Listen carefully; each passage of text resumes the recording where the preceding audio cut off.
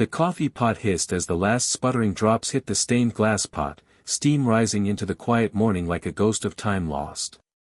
Walter Jennings stood at the counter of his small Dayton kitchen, hand trembling slightly as he reached for the chipped mug his wife had bought him 20 years ago. "World's okayest dad." He smirked at the words as he poured the coffee, the weight of the morning pressing into his shoulders like wet concrete. Outside the window, the neighbor's kid, Jeremy or Jordan or something with a J, launched a sleek little drone into the pink-blue Ohio sky. The thing zipped upward with a mechanical hum, slicing the air like a hot knife. Walt watched it hover, twist, dance, his eyes narrowing. It reminded him of something.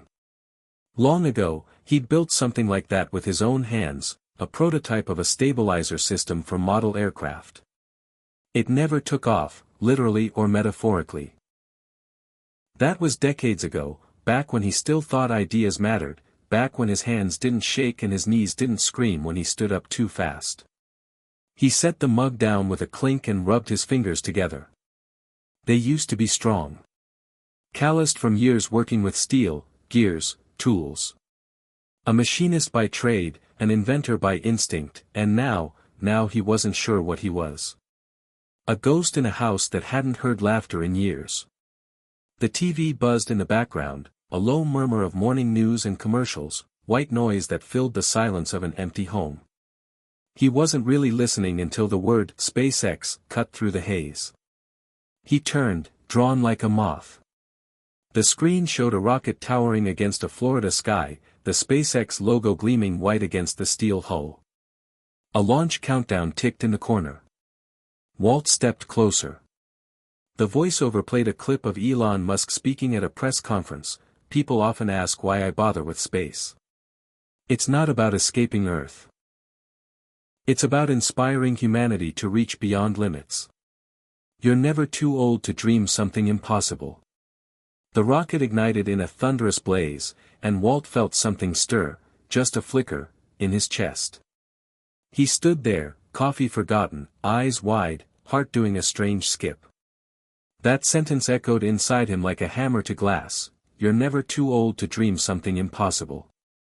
He stared at the screen long after the rocket disappeared into the sky, something shifting inside him, subtle but seismic. Later that day, he scrolled through YouTube and found the full clip. He watched it 3 times. Then again. Then once more. Elon spoke with a clarity that didn't feel like hype. It felt like a challenge. And Walt didn't know why it hit so hard, but it did. That night, sitting alone at the kitchen table with the overhead light buzzing like a tired bee, he opened his old sketchbook.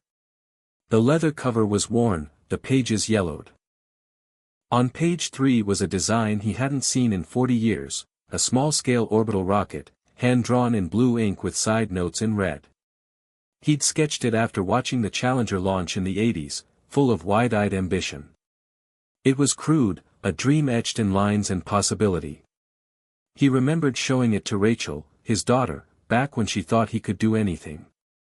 She must have been 8, maybe 9, and they'd stayed up late in the backyard with a telescope and hot cocoa, pointing at stars and naming them after dreams. "Someday, I'll send something up there," he'd told her. "Something with my name on it." She'd beamed. "Can I go too, Daddy?" "You bet," he'd said. Then life happened. He worked long hours. Bills piled up. His wife got sick. Rachel drifted. The sketchbook ended up in a drawer. Dreams gave way to duty. And now here he was, 72, staring at a promise he never kept. He rubbed his eyes, blinking back something that felt dangerously close to grief. The next morning, he didn't turn on the TV. Instead, he walked to the garage. The door creaked open like it hadn't moved in years, dust motes dancing in the beams of morning light. His old workbench was still there, cluttered with tools and memories. Shelves held rusted bolts, wires, scraps. A layer of dust covered everything like time itself had settled in. He stood there for a long while, just breathing it in. Then he picked up a wrench. Just to feel it. Then a soldering iron. It still worked. He chuckled. Well, I'll be damned. That afternoon, he walked to the hardware store. Not drove, walked. 3 blocks. Knees aching, breath heavy. But he did it. Bought a few parts. Screws. Wiring. A small circuit board. The kid at the counter asked what he was building. Walt didn't know how to answer, so he just said, something that flies. That night, he made an account on Reddit. He hadn't logged in for years. Username, Jetstream_Walt. He posted a photo of his old blueprint with the caption, thinking of finally building this. Any other old hands out there still dreaming of rockets? He didn't expect much. He went to bed thinking it was silly, maybe even pathetic. But when he woke up, there were over 100 comments. Engineers. Hobbyists. Retired NASA guys. One from a high school teacher in Texas, show your progress. My students would love to follow along. Another from someone claiming to be an intern at SpaceX, this is awesome. Let me know if you need a CAD render, I can help. Walt sat there at the kitchen table, reading every comment, eyes wide, throat tight. For the first time in years, he felt something that had gone missing. Not pride, not hope. Purpose. And just like that, the world wasn't as small as it had seemed yesterday. He posted a reply. Thanks for the support, folks. I'll get back to the garage today. Before he shut the laptop, he typed a short update, hit subscribe and leave a comment with where you're watching from. This story might just spark a new beginning. What's one thing that always pushes you forward, even when things get tough? Then he closed the screen, stood up slowly, and walked outside. Jeremy or Jordan was flying the drone again. Walt watched for a second, then said, Hey, you ever flown something you built yourself? The kid shook his head. Walt smiled. Want to see something cool? They walked to the garage together. The world was changing. Or maybe it was always ready to change, waiting for him to say yes. The garage smelled like dust, oil, and ghosts. Walt stood in the center of it, letting the air settle around him like a memory made of metal and forgotten ambition. Shafts of sunlight slipped through the side windows, painting golden stripes across the cluttered workbench, the wall of rusted tools, the stacks of plastic bins filled with screws and forgotten parts. Each item in the room whispered a story he'd nearly forgotten, the motorized bicycle he tried to build in '78, the half-finished telescope from '91, the box of gears and schematics he once swore would become a wind-powered generator. He had always been building something, dreaming up something, reaching for something. And then, one day, without really noticing, he'd stopped. He remembered when the garage was full of life, when Carol, his wife, would bring him sandwiches wrapped in foil and laugh at the grease on his nose, when Rachel would sit on the concrete floor with crayons and draw rockets of her own.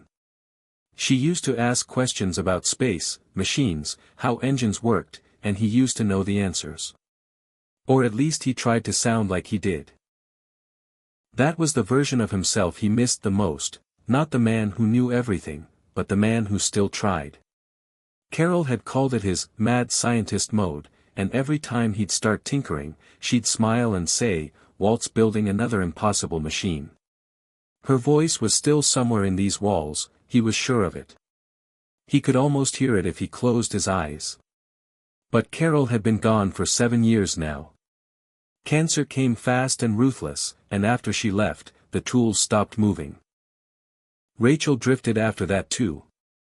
Their conversations had grown shorter, stiffer, more obligatory.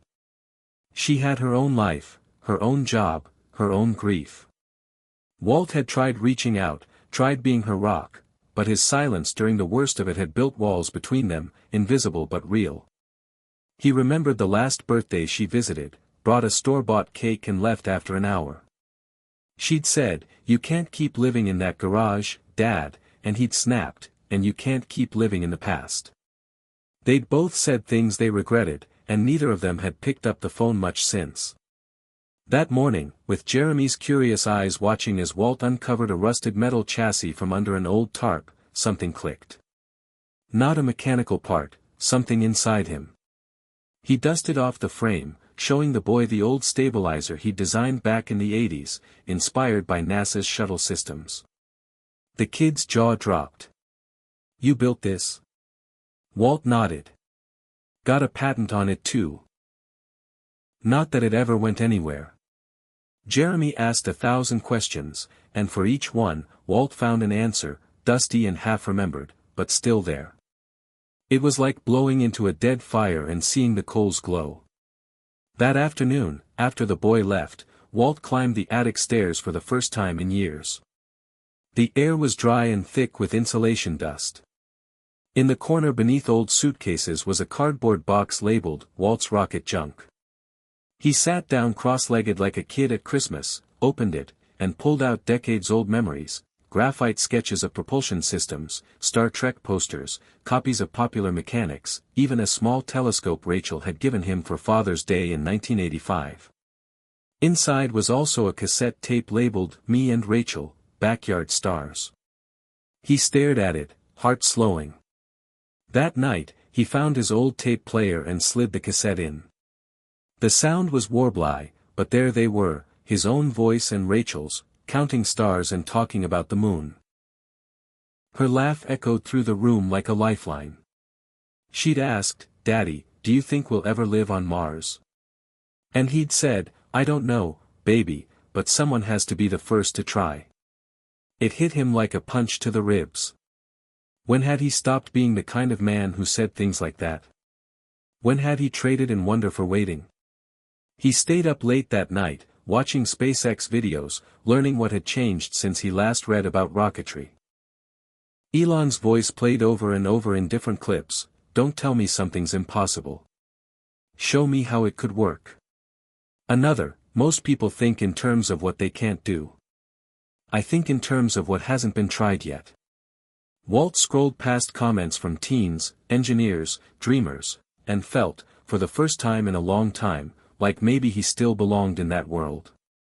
He went back to his post on Reddit, responded to a few more comments, and uploaded a second sketch, a reworked version of his original concept, cleaned up, digitized using free software he'd never tried before.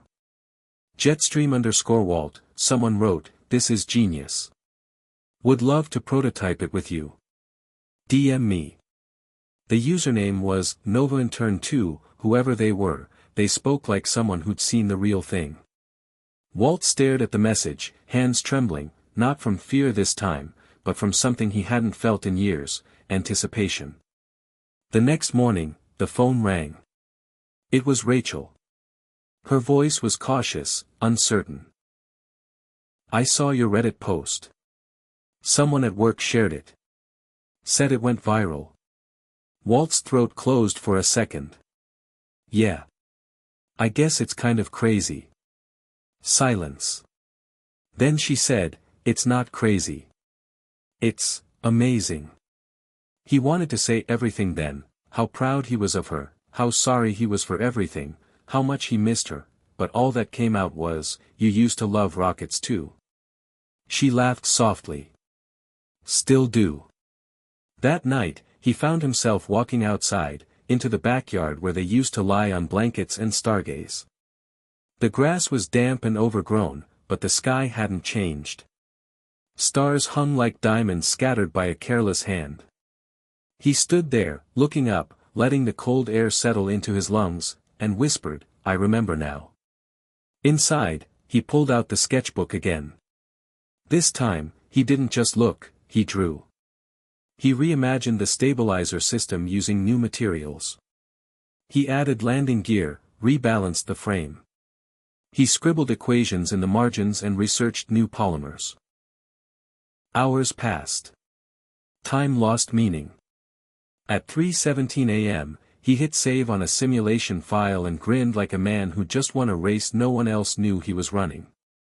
He looked over at the cassette tape on the desk and said aloud, "You were right, Rachel. I think we will live on Mars someday." The next day, Jeremy showed up with his older brother and asked if Walt would teach them how to build real rockets. Walt said yes without hesitation. He dug out old toolkits, showed them how to read blueprints, solder connections, and test resistors. The boys called him Professor Walt, and for the first time in years, he didn't correct them. That week, he received an email from Nova Intern 2. It read, "I shared your design with a mentor at SpaceX. They said your concept is solid. Want to zoom?" Walt stared at the message for a full minute before replying, "Let's build something that flies." That night, he walked back into the garage, flipped the overhead light on, and stood at the center like a man entering a church. He whispered to no one in particular, "I used to be someone. Maybe I still am."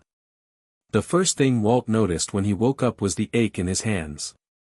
Not a dull stiffness, but the kind of deep, biting pain that came from years of wear, time, and denial. He flexed his fingers under the covers and winced, feeling every bit of 72 years clawing at the knuckles and joints that had once been able to shape steel like clay. For a moment, he stared at the ceiling, yellowed from years of quiet mornings, and wondered if all this energy he'd poured into the last few days had just been a flicker. Maybe it wasn't a spark of revival, maybe it was just the last sputter before the light finally went out.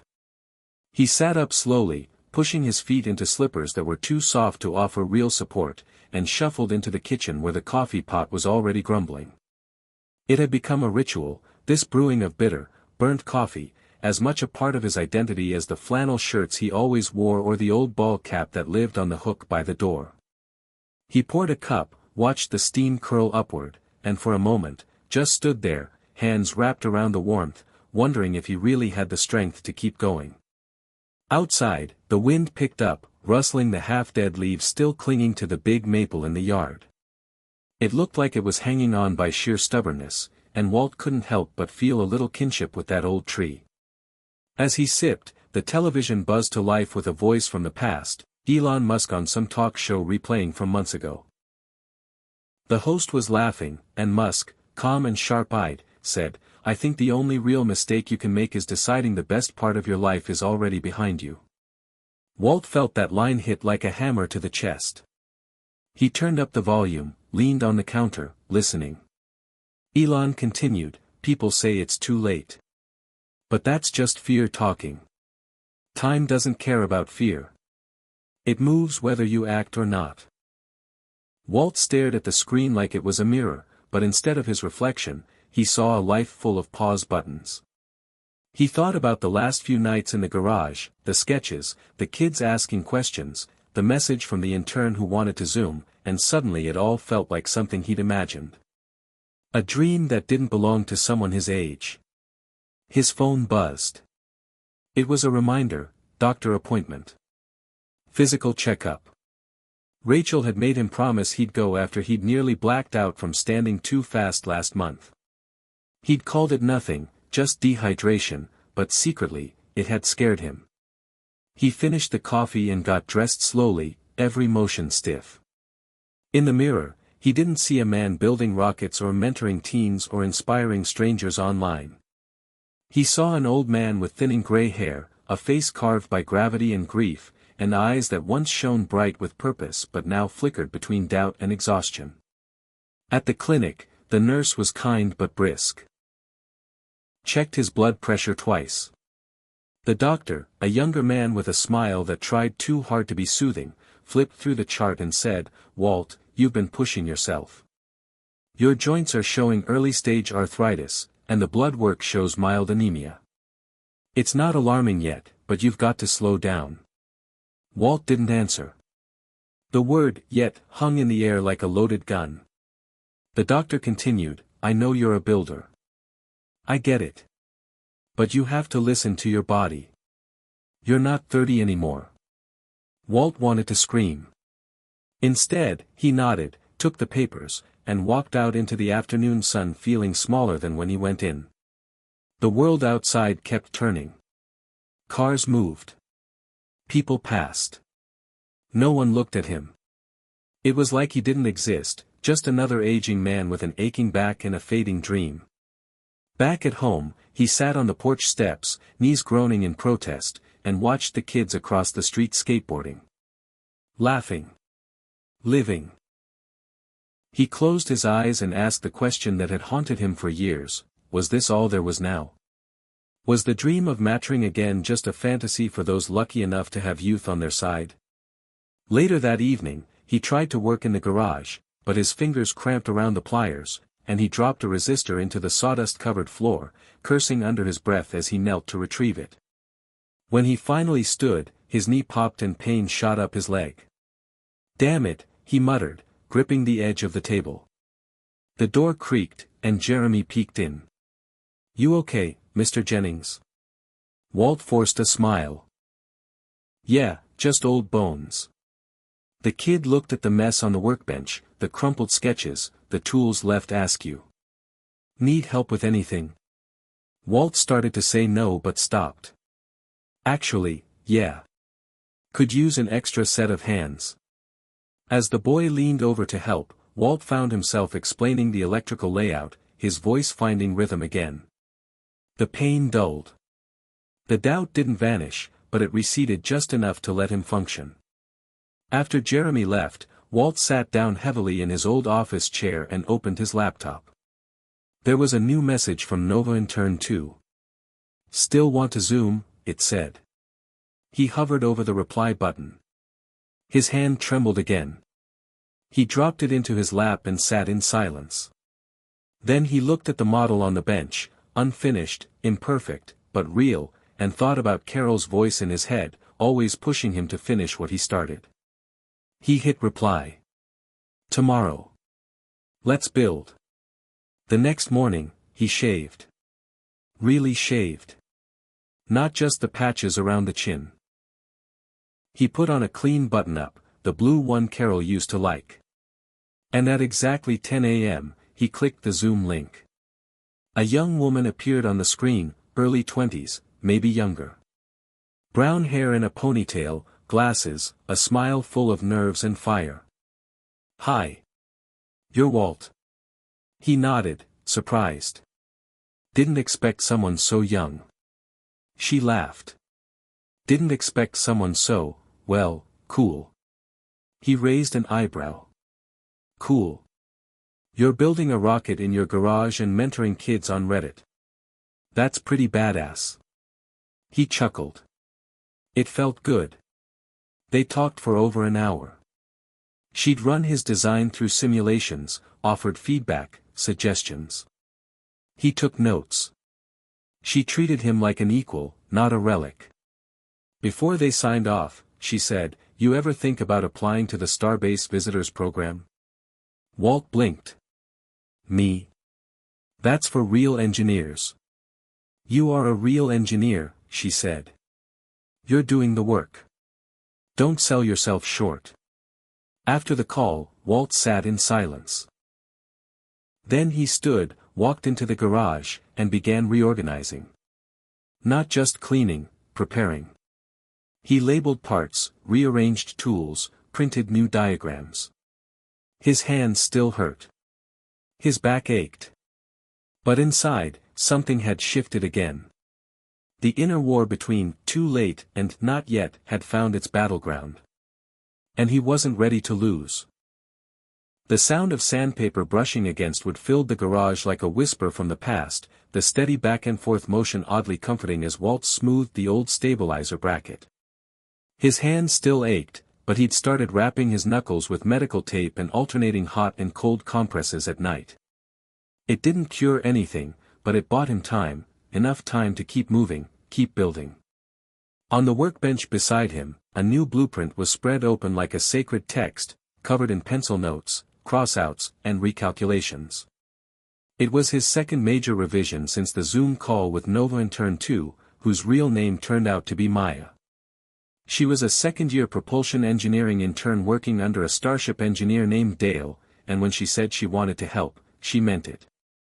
They had another call yesterday, went over thermal shielding options and microthruster redundancies. She sent him a small care package from SpaceX. A branded notebook, a pen with a rocket etched on the barrel, and a handwritten note that said, "To Walt, who proves age is no match for vision." He read it twice a day like a prescription. The garage had come alive again. The overhead light buzzed like it had a heartbeat. Tools hung on pegboards like soldiers reporting for duty. Shelves were cleaned, organized, labeled. The old radio on the corner table played jazz in the afternoons and classic rock at night. Jeremy came by after school almost daily now, bringing along a couple of other kids from his robotics club. One was a shy girl named Ellie with the steadiest hands Walt had ever seen, and the other was Jamal, who had a mind for coding and a soft spot for motors. They called themselves Team Jetstream. Walt had to admit, it had a ring to it. They worked like a real crew, assembling, debating, learning. And Walt, though old enough to be all their grandfathers, felt like one of them. One afternoon, Ellie asked if they could launch the model rocket at the old baseball field. Walt said no at first, too many variables, too many risks, but Jamal jumped in with calculations on wind speed and trajectory, and soon Walt found himself saying, "Let's make a plan." Something stirred deeper inside him every time he said yes. Every time he let possibility win over caution. That night, after the kids had gone, Walt stood in the garage alone, wiping down the bench like it was sacred. He caught sight of himself in the dusty side mirror mounted to the far wall. The face staring back still bore the wrinkles, the wear, the time. But it was different now. There was a spark in the eyes. Not youthful, but alive. Purpose-driven. Like he'd finally found the thing that had gone missing. He went inside, opened his old Dell laptop, and typed another update on Reddit under his thread. Today we ran a dry test of the propulsion nozzle. Jamal's script worked perfectly. Team Jetstream is doing the first field launch next weekend. I'll post pics. If you're out there thinking you missed your moment, let me say, maybe your moment just changed shape. Mine sure did. He clicked post and sat back, wondering who would read it. In less than 10 minutes, comments started flooding in. Watching from Montana, this gives me hope. Subscribed. My dad's 6'8" and just started painting again. Thanks for the push. I'm 74 and just pulled my old chemistry set out of the basement. My grandkids think it's magic. Walt read them all, heart swelling with something he hadn't felt in years, connection. Not sympathy. Not pity. Real connection. Stories from people like him, people who had almost convinced themselves they were done, only to find a spark. Just before midnight, he added a reply, "Hit subscribe and tell me where you're watching from. Let's light this whole sky up with late bloomers." The following morning, the doorbell rang. It was a delivery. A large box, no return label. Inside was a sleek carbon fiber panel, perfectly machined, and a note that read, "Keep building. Consider this a small investment in impossible things. DC." Walt stared at the panel in disbelief. It was aerospace grade. Lightweight. Costly. Someone believed in this enough to send serious equipment. He didn't know who DC was, but he wrote back on Reddit, "Whoever sent the panel, thank you. We'll put it to good use." The day of the field test came faster than expected. The kids arrived early, all wearing matching black t-shirts they'd made that said, "Jetstream Rising." Walt wore his old denim jacket, the one Carol used to call his Rocketman uniform, and carried the prototype like it was something sacred. The field was empty except for a few parents who'd heard about the test through word of mouth. The air was crisp, sky bright, wind light. Perfect conditions. Jeremy and Jamal handled the prep. Ellie did the countdown. Walt stood just behind them, hands clasped, heart pounding harder than it had any right to. 3, 2, 1, ignition. The little rocket hissed and then shot into the sky like it had been waiting decades to fly. It wasn't a perfect flight, drifted slightly left, chute deployed late, but it flew. It flew. Everyone cheered. Jeremy hugged Ellie. Jamal fist-bumped Walt. And Walt. Walt just stared up, eyes misty, breath caught in his throat. It had flown. Later that evening, He sat on his back porch watching the sunset smear the sky in strokes of orange and lavender. He thought about Carol. Thought about Rachel. Thought about the younger version of himself who'd once sketched a dream and tucked it away because life told him to be practical. And now, here he was, that dream reanimated by a tweet, a voice, a challenge. Elon's quote played in his mind again, "You're never too old to dream something impossible." He whispered it this time, not to himself, but to the wind. The next morning, Rachel called. Not a text. A real call. Her voice was different, warmer, lighter. "Saw the video. You looked like a kid again, Dad." He smiled. It felt like it. A long pause. Then she said, "I was wrong. You didn't stop caring. You just didn't have anyone to share it with." His throat tightened. "I miss you, Ray. I miss you too." Another pause. "You think maybe I could come by next time you test something?" He wiped his eyes with the back of his hand. "I'd like that more than anything." That night, Walt sat at the kitchen table under the hum of the ceiling fan and wrote in the notebook Maya had sent.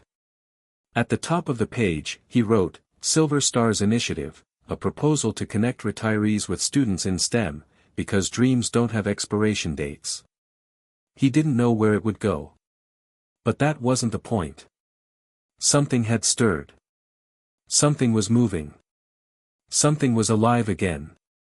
Walt stood in front of the chalkboard in the community center's multi-purpose room, a piece of white chalk in his hand, the board already half filled with sketches of thrusters, aerostraight trajectory lines, and loops of formulas he hadn't touched in 4 decades. He wore his denim jacket, now with a jet stream rising patch sewn onto the shoulder by Ellie, who'd presented it to him last week like it was a military badge. The kids sat at folding tables in front of him, notebooks open, eyes wide. Not just Jeremy, Ellie, and Jamal anymore, there were 5 new faces today, students from the neighboring school who'd heard about the old rocket guy teaching at the rec center. Someone had made a flyer. Someone else posted it on TikTok. It didn't go viral, but it traveled far enough. Walt never expected to be standing here. He never expected to have a class again. But here he was, a chalk-smeared elder statesman of propulsion science, explaining aerospike engines and vacuum optimization to teens who hung on every word. And the crazy part was, he was good at it. Better now than he'd ever been before. Because he wasn't trying to prove anything. He was just showing up with everything he'd learned and giving it away freely. That was something Elon had once said in an interview. Walt remembered it clearly: if knowledge is power, then sharing it is freedom. That's how we accelerate progress. Walt was living that now. Sharing what had once just sat in sketchbooks and forgotten patents. After the class wrapped and the kids scattered, he stayed behind, erasing the board slowly. His fingers were stiff, but the pain had dulled into something manageable, something he was learning to work through. Behind him, someone cleared their throat. He turned. It was Rachel. She was dressed in jeans and a gray sweater, hair pulled back in a loose ponytail like she used to wear it in college. She held a coffee in each hand and offered one. "Decaf," she said. "Doctor's orders." He smiled, took it. "Thanks." They sat in silence for a moment. Just sipping. Existing in the same space again after years of talking around each other instead of to each other. Finally, she said, "I watched the live stream of your launch again." "Wasn't exactly NASA level," he said, chuckling. "Still. It went up. And I saw your face when it did." He looked at her, curious.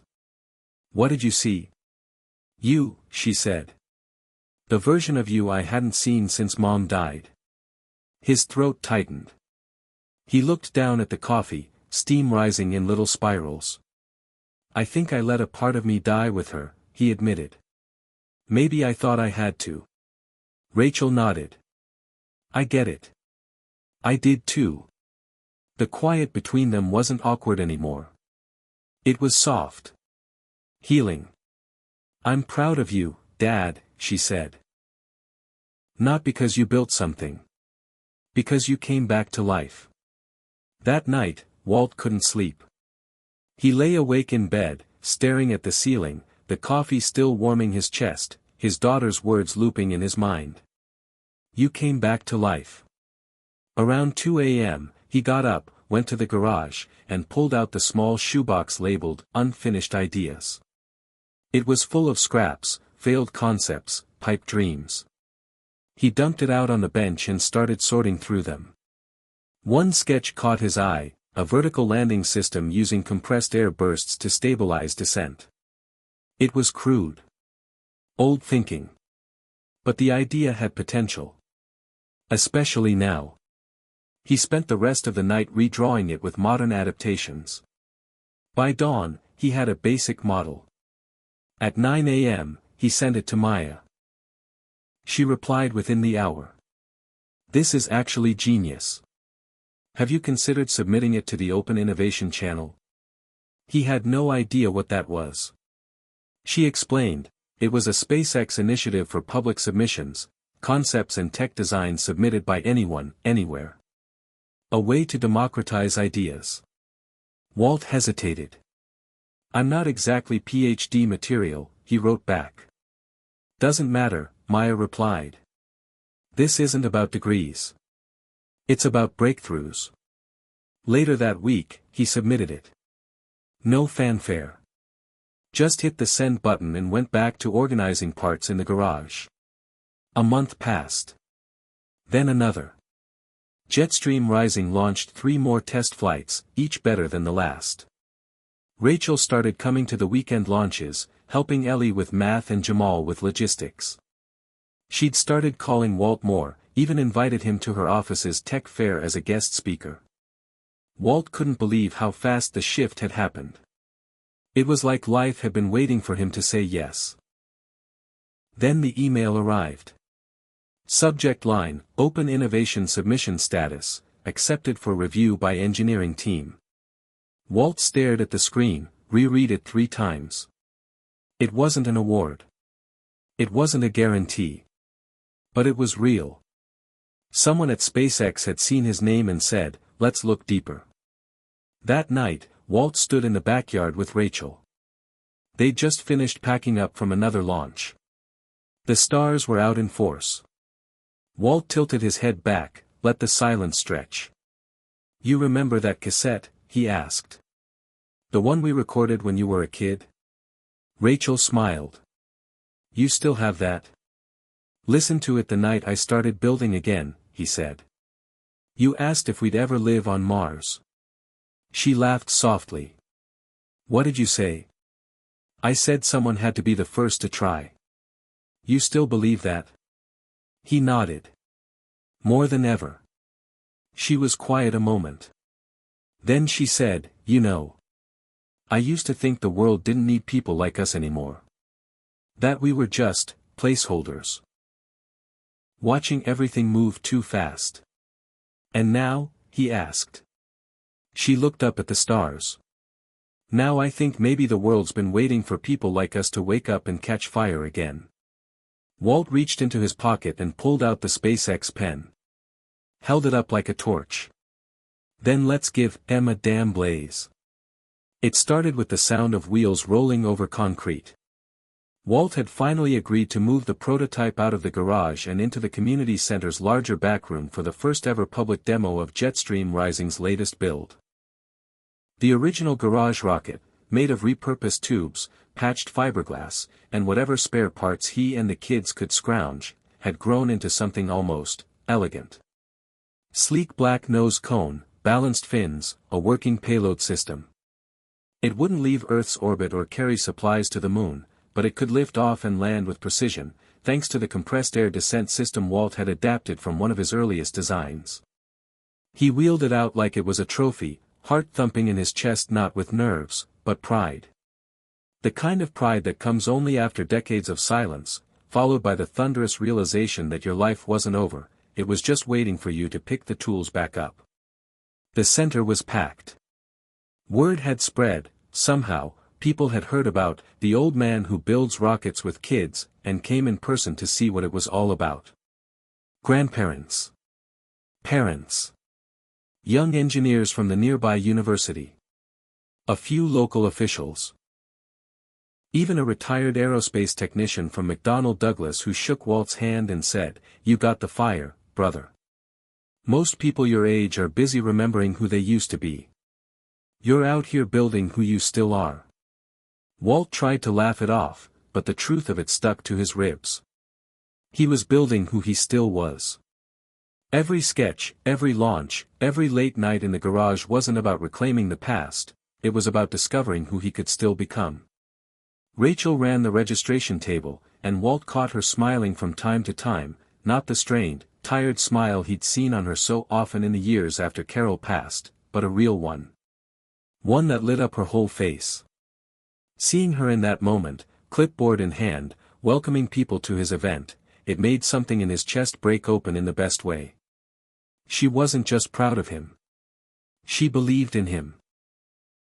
Ellie, Jamal, Jeremy, and the new Jetstream crew rolled the rocket to the makeshift launch pad they'd assembled out back behind the center. Walt gave the signal. Everyone stepped back. He held his breath.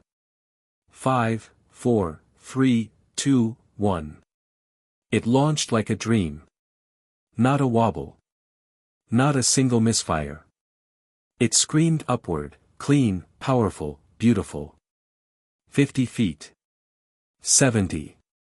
Then, the air burst system kicked in, stabilizers adjusted, and the rocket slowed, hovered for a brief second like a dancer holding a final pose, then descended vertically until it touched down with a gentle puff of dust.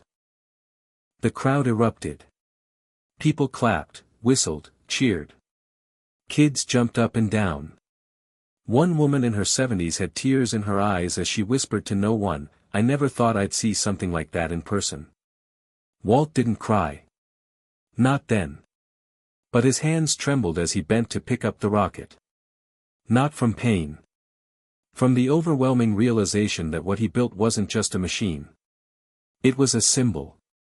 Proof that time didn't get the last word. Action did.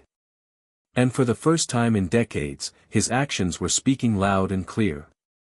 After the event, a man approached him, mid-40s, wearing a SpaceX jacket, clean-cut, quiet confidence. He introduced himself as Mark Teller, part of a regional outreach team for Starbase Texas. "We saw your open innovation submission," he said. "Passed it around internally.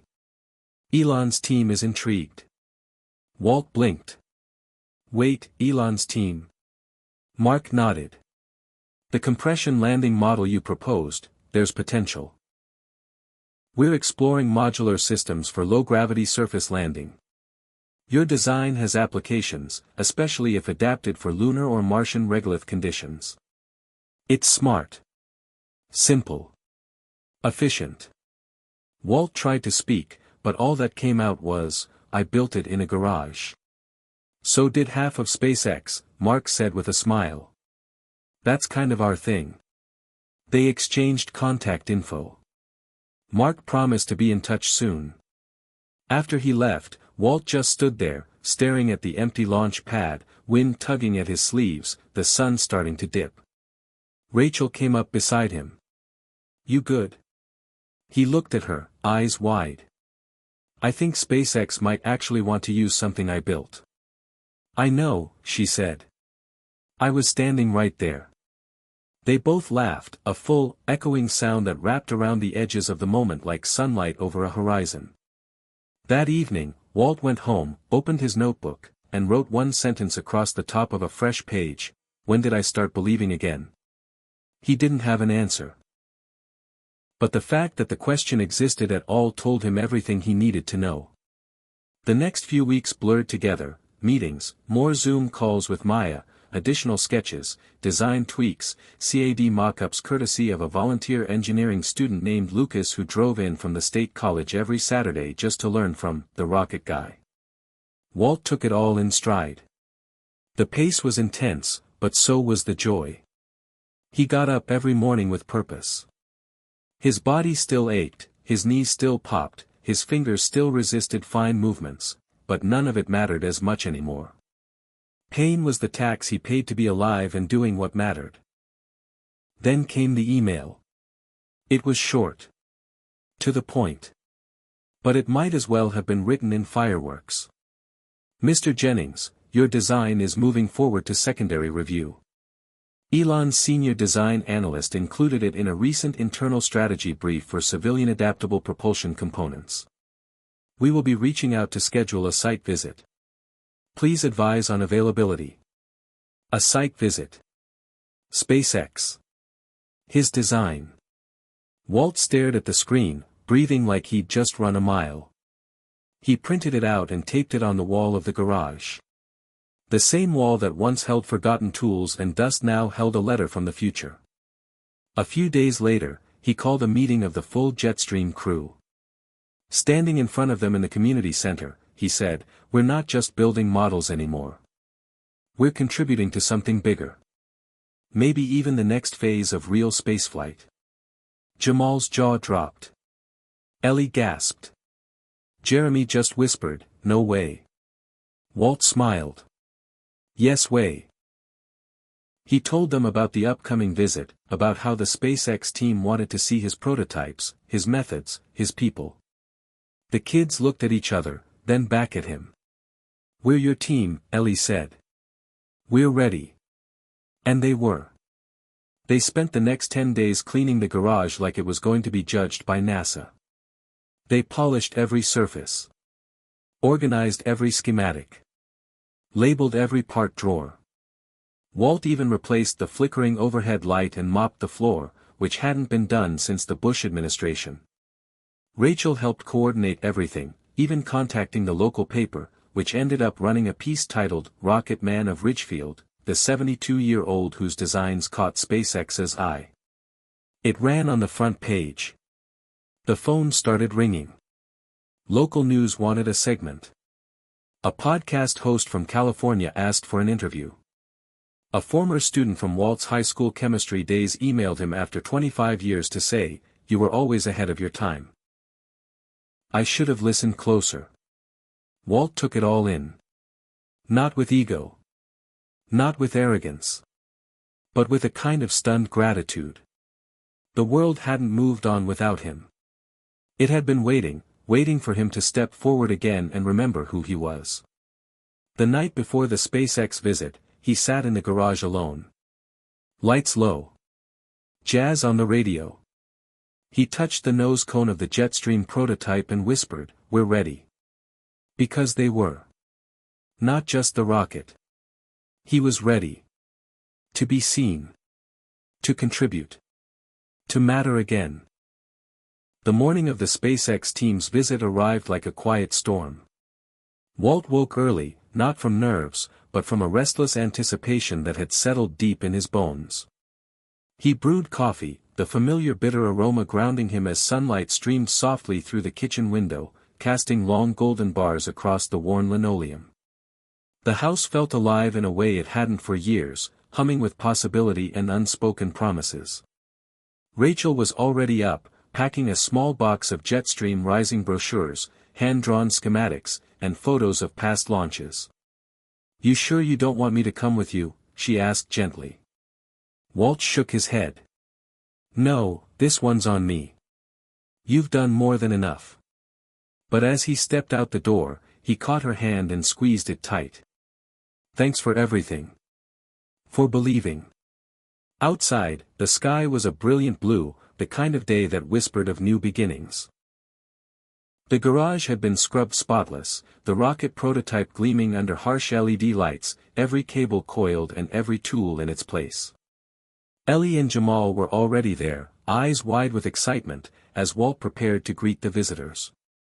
The sleek black SUVs pulled up with an almost cinematic smoothness. A small group emerged, 3 men and a woman, all wearing crisp SpaceX badges, faces calm but friendly. Mark Teller led the way, a quiet confidence in his stride that put Walt immediately at ease. "Mr. Jennings, it's a pleasure to finally meet you in person," Mark said, shaking Walt's hand firmly. "The pleasure's mine," Walt replied. Welcome to the Jetstream launch pad. The visitors followed Walt inside the garage, eyes scanning the walls covered in sketches and notes, the makeshift launch pad setup in the backyard visible through a large window. "This place is impressive," said Lisa Tran, the engineer who had coordinated the internal reviews. "You've created a real working prototype here." Walt nodded, pride swelling in his chest. "We build what we can with what we have. Mostly, we build because we believe." The tour began with Walt explaining the air compression landing system, walking them through the decades-old concepts he'd adapted, his voice steady but tinged with excitement. Ellie chimed in when he paused, describing the test flights and improvements they'd made. Jamal shared some of the data he'd helped collect, charts and graphs projected on a small screen. The SpaceX team asked thoughtful questions, not the kind that dismissed but the kind that invited collaboration. Walt could feel the spark of connection igniting. Then came the moment they'd all been waiting for, a live demonstration. The prototype was wheeled out to the launch pad behind the building. The crowd that had gathered outside was small but respectful: neighbors, a local reporter, a couple of curious students who had come after hearing the buzz. Walt took his position at the remote control, hands steady despite the adrenaline thrumming in his veins. 5, 4, 3, 2, 1. The rocket ignited, thrust lifting it skyward with a roaring grace that made hearts race. It climbed cleanly, stabilized by onboard sensors, reaching nearly 100 feet before initiating the compressed air descent system. It hovered, steady as a hummingbird, before landing softly in the dirt with barely a tremor. The small crowd erupted in cheers, but Walt's focus remained locked on the visitors. Lisa's eyes shone with respect. "This is exactly the kind of innovation we need," she said. "Simple, effective, adaptable." Mark nodded.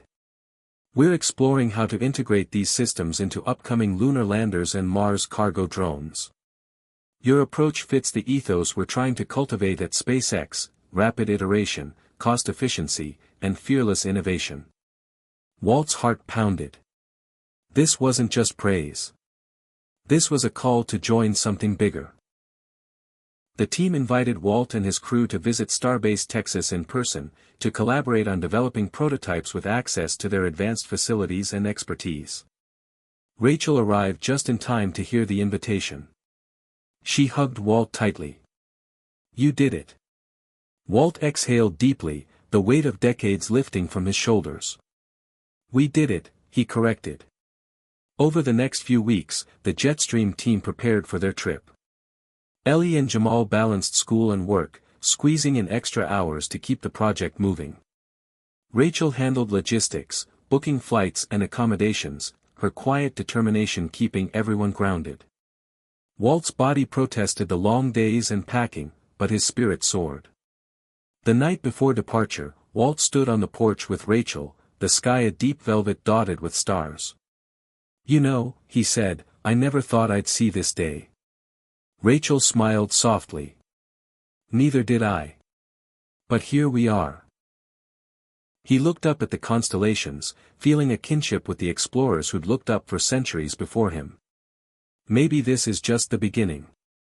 The flight to Texas was long but filled with conversation and planning. Walt and the kids shared ideas with Lisa and Mark, discussing everything from materials science to community outreach programs that could inspire other older adults to join the space renaissance. At Starbase, Walt was awestruck.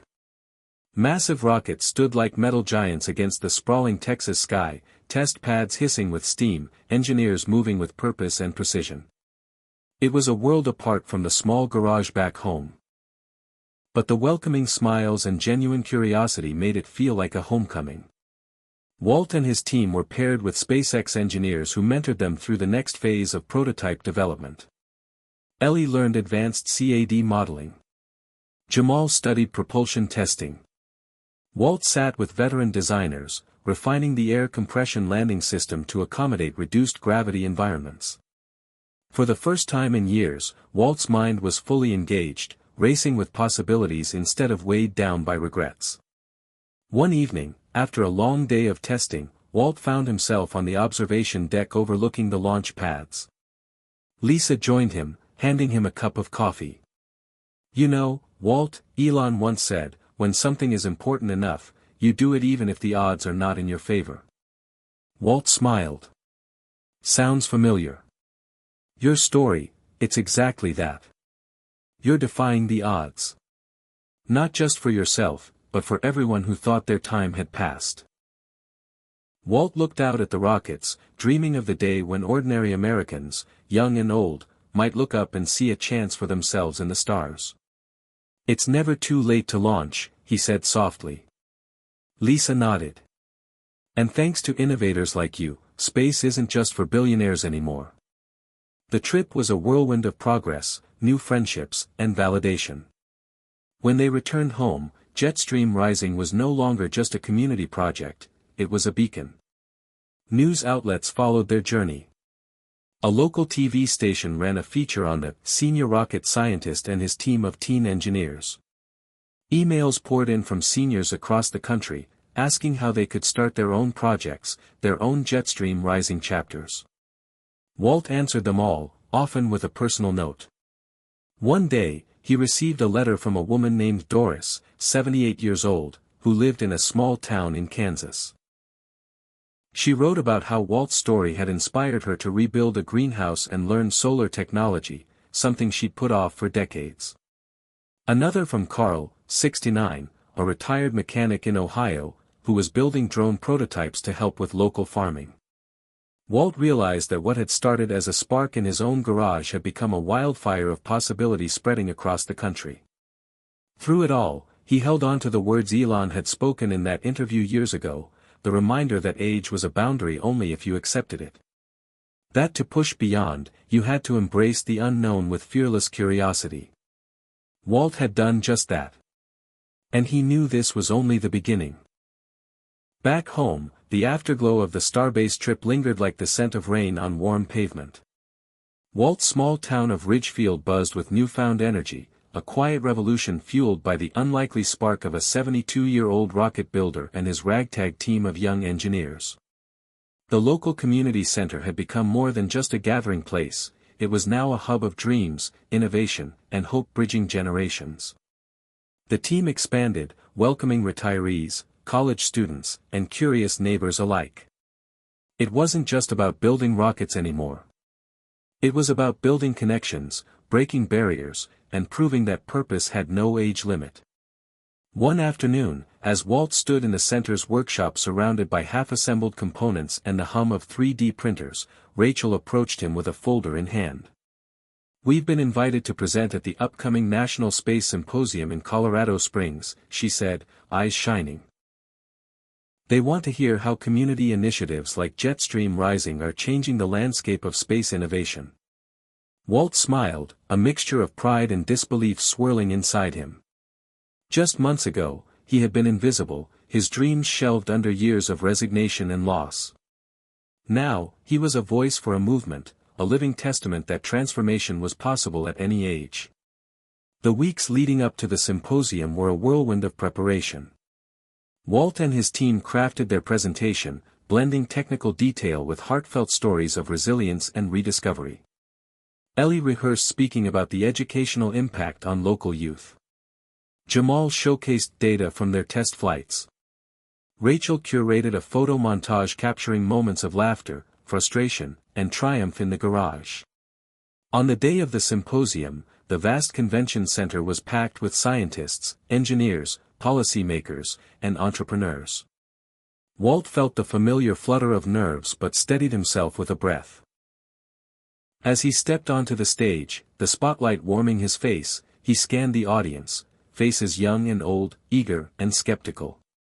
He began not with facts or figures but with a question: what if your age isn't your limitation, but your greatest asset?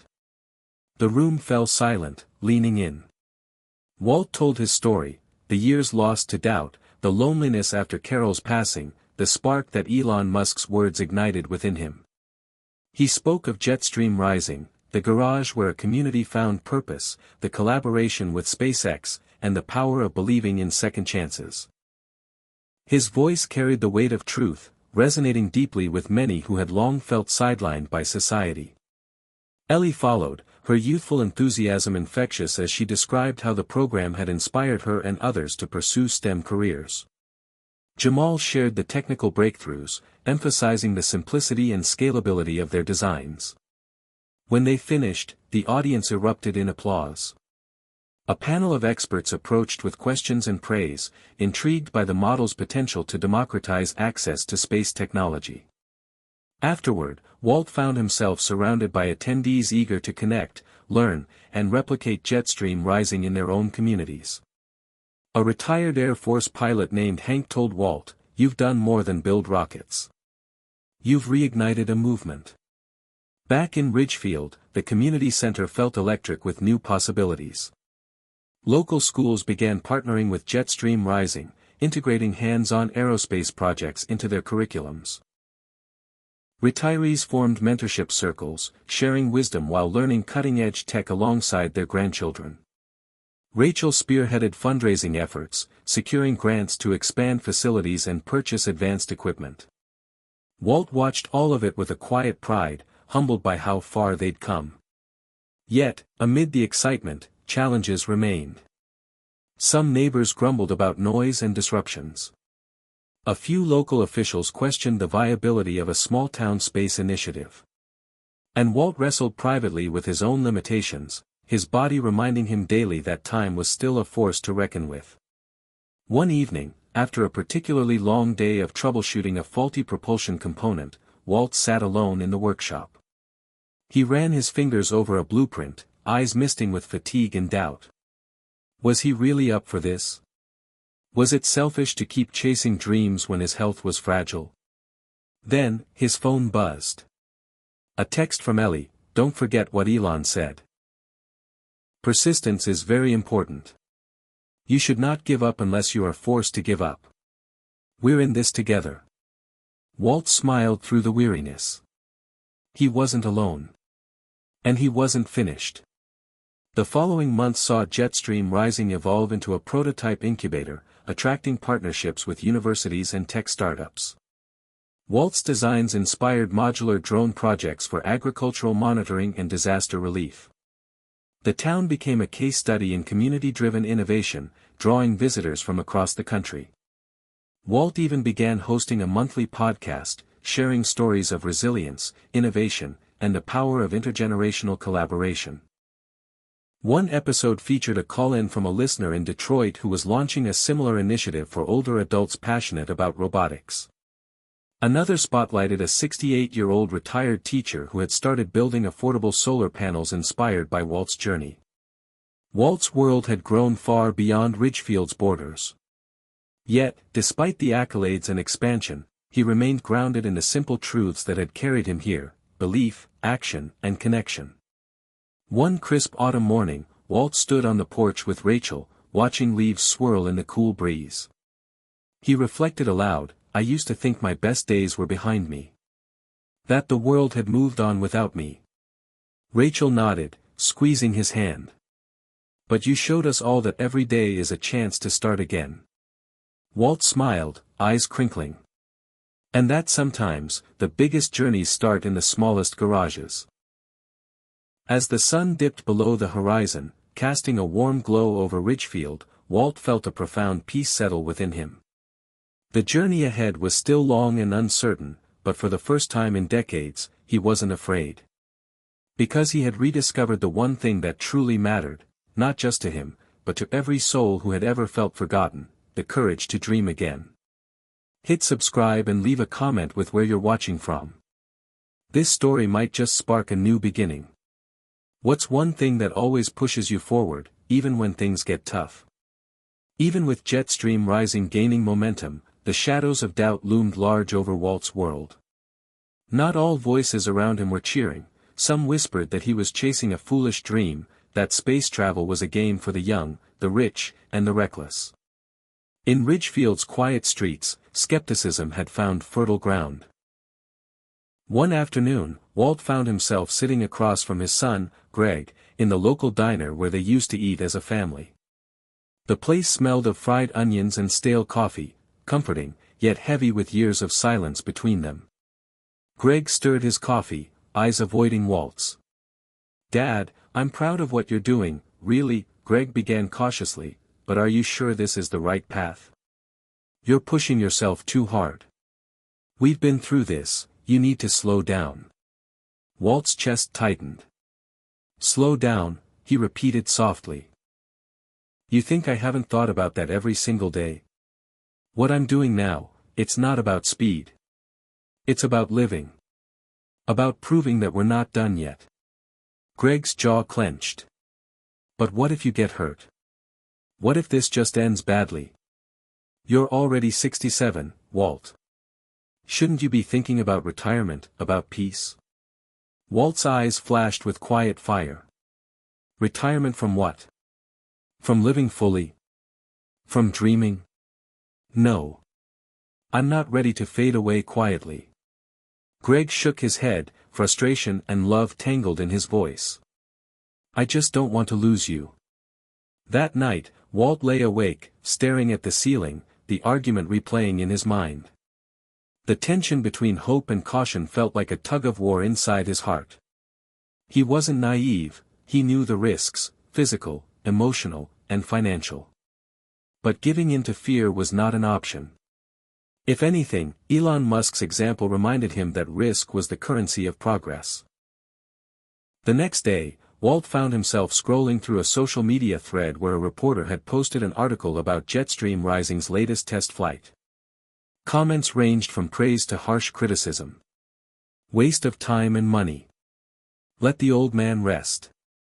Space is for scientists, not hobbyists. Walt's fingers hovered over the keyboard.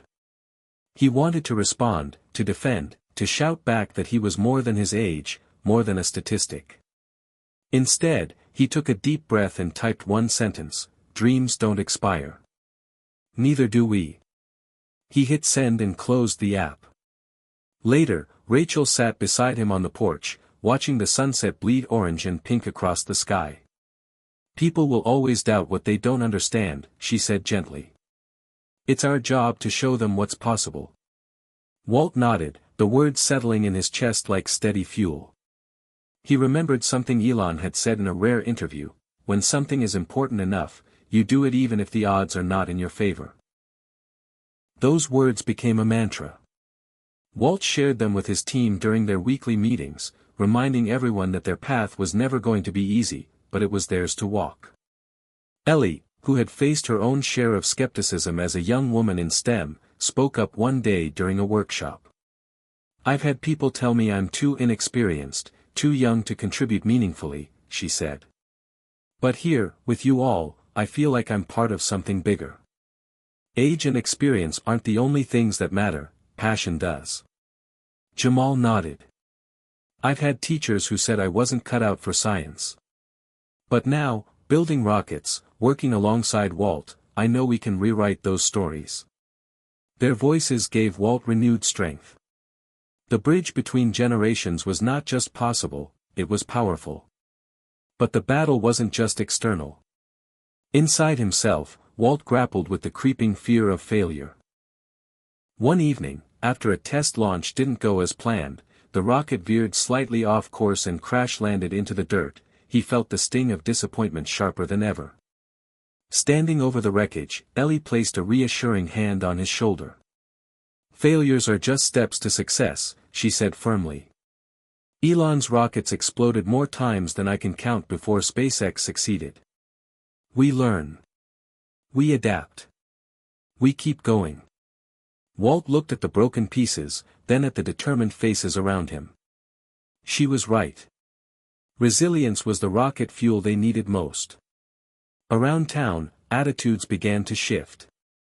The local newspaper ran a feature titled, From Ridicule to Respect, How Jetstream Rising is Changing Minds and Hearts. The article highlighted not only the technical achievements but the social impact, how the project was creating opportunities for older adults and youth alike. Slowly, some of the skeptics softened, offering cautious support or even volunteering their time and skills. At a town hall meeting, Walt spoke openly about the struggles and triumphs, inviting questions and honest dialogue. This is not just about space, he said. It's about reclaiming our place in the world, regardless of age or circumstance. If we can inspire even one person to believe they still matter, we've won. His words lingered in the room, sparking a renewed sense of community pride. The true breakthrough came unexpectedly during a visit from the town's mayor, Mrs. Harper, a stern woman known for her pragmatic views. She arrived unannounced one afternoon, watching as Walt and the team conducted tests on a new drone prototype designed to survey local farmland. After a long silence, she finally spoke. "I have to admit, I underestimated this project," she said slowly. "You're not just building machines, you're building hope. For this town and beyond." Her endorsement opened doors to municipal funding and support, helping Jetstream Rising expand its outreach and resources. Walt felt a surge of gratitude but also responsibility.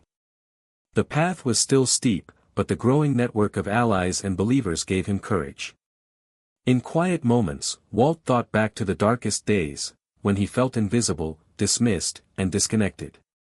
The journey from that place to here was nothing short of miraculous. And yet, the true test lay ahead. A major prototype launch was scheduled for early spring, one that could determine the project's future. The whole team poured their energy into preparing, balancing technical challenges with logistical hurdles. As the day approached, nerves tightened like coiled springs. On launch morning, a chill wind swept across the field where the rocket stood poised, its sleek form silhouetted against a pale sky. The small crowd gathered, friends, family, curious neighbors, held their breath. Walt adjusted the controls, heart pounding in rhythm with the countdown. The rocket ignited, lifting smoothly off the ground. For a moment, everything seemed perfect. Then, mid-ascent, a sudden gust caught the vehicle, pushing it off course. The rocket tumbled, spiraling downward in a graceful but uncontrolled descent. It crashed softly into a nearby field, the impact muffled by fresh grass. Silence fell. Walt's chest tightened, not from defeat, but from the overwhelming weight of what this meant. He looked at Ellie and Jamal, their faces mirroring his own mix of shock and resolve. Then, from the crowd, a voice called out, "Keep going, Walt. You've got this." Others echoed the sentiment, applause breaking through the tension. Walt wiped sweat and tears from his brow, drawing strength from the unexpected support. This was not the end, it was another beginning. He remembered Elon's words again. Persistence is very important. You should not give up unless you are forced to give up. And Walt wasn't forced, not yet. That night, back in his workshop, surrounded by the scattered pieces of the rocket, Walt sat down with Rachel. "It's not easy," he admitted, voice thick with emotion. "But every failure brings us closer." Rachel smiled softly. "That's the story of every great breakthrough. We're witnessing history, Walt."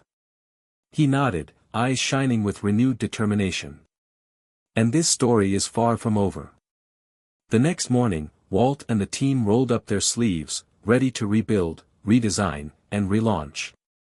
Doubters would always exist. But so would dreamers. Walt had chosen his side. The crash had left more than just broken metal and scorched earth, it had shaken the spirit of the team. Yet, it was in the aftermath that Walt realized the true power wasn't in giant leaps but in small, deliberate steps forward. The morning after the failed launch, the workshop was quieter than usual. Tools sat unused on workbenches, and blueprints lay spread out like maps to a distant land. Walt took a deep breath and gathered his team. "We're not defined by this one moment," he said, voice steady but resolute. "We learn, we adjust, and we move forward."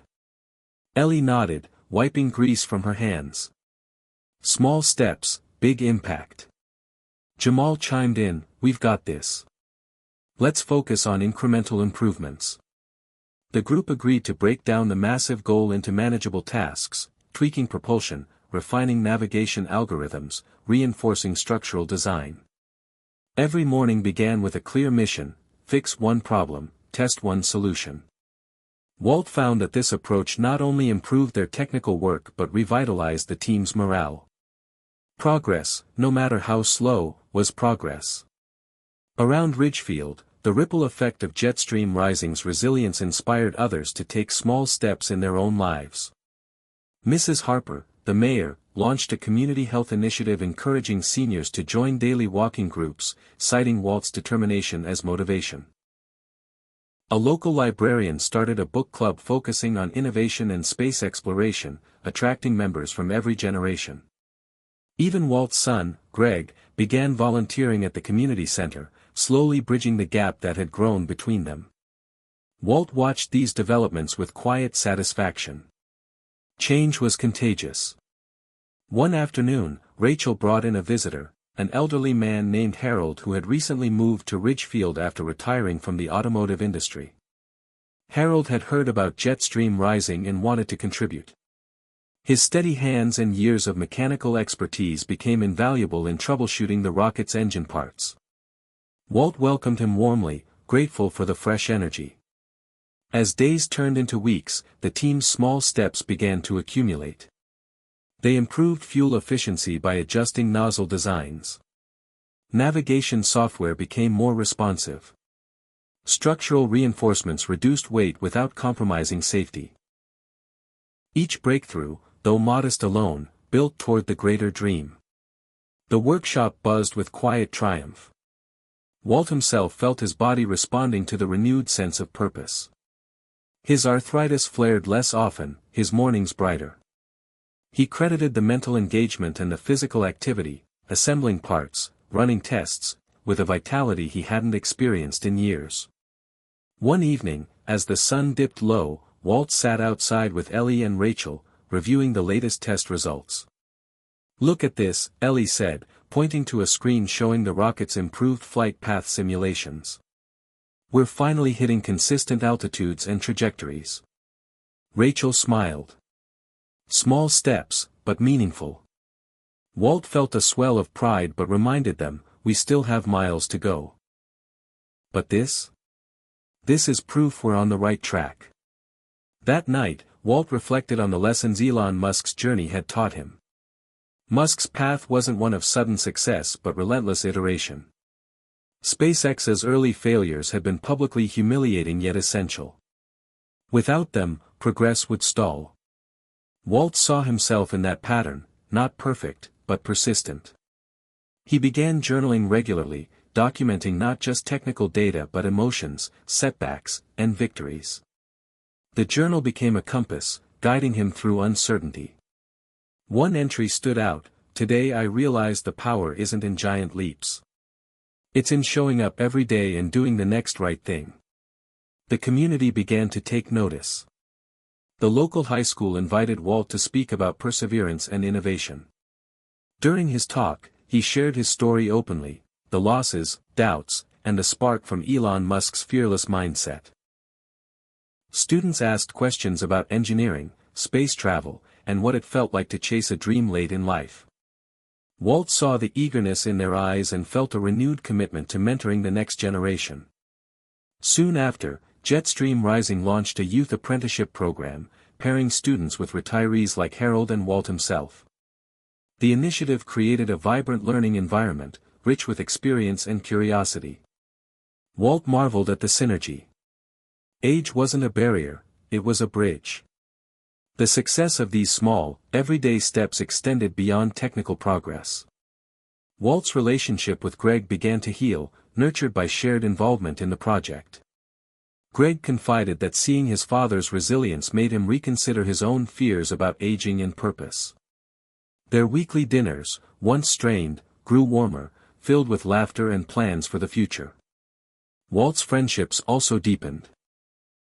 Neighbors who had once dismissed his ambitions now stopped by the workshop to offer support, ideas, or just a listening ear. The town itself felt different, a place where second chances were celebrated and community meant everything.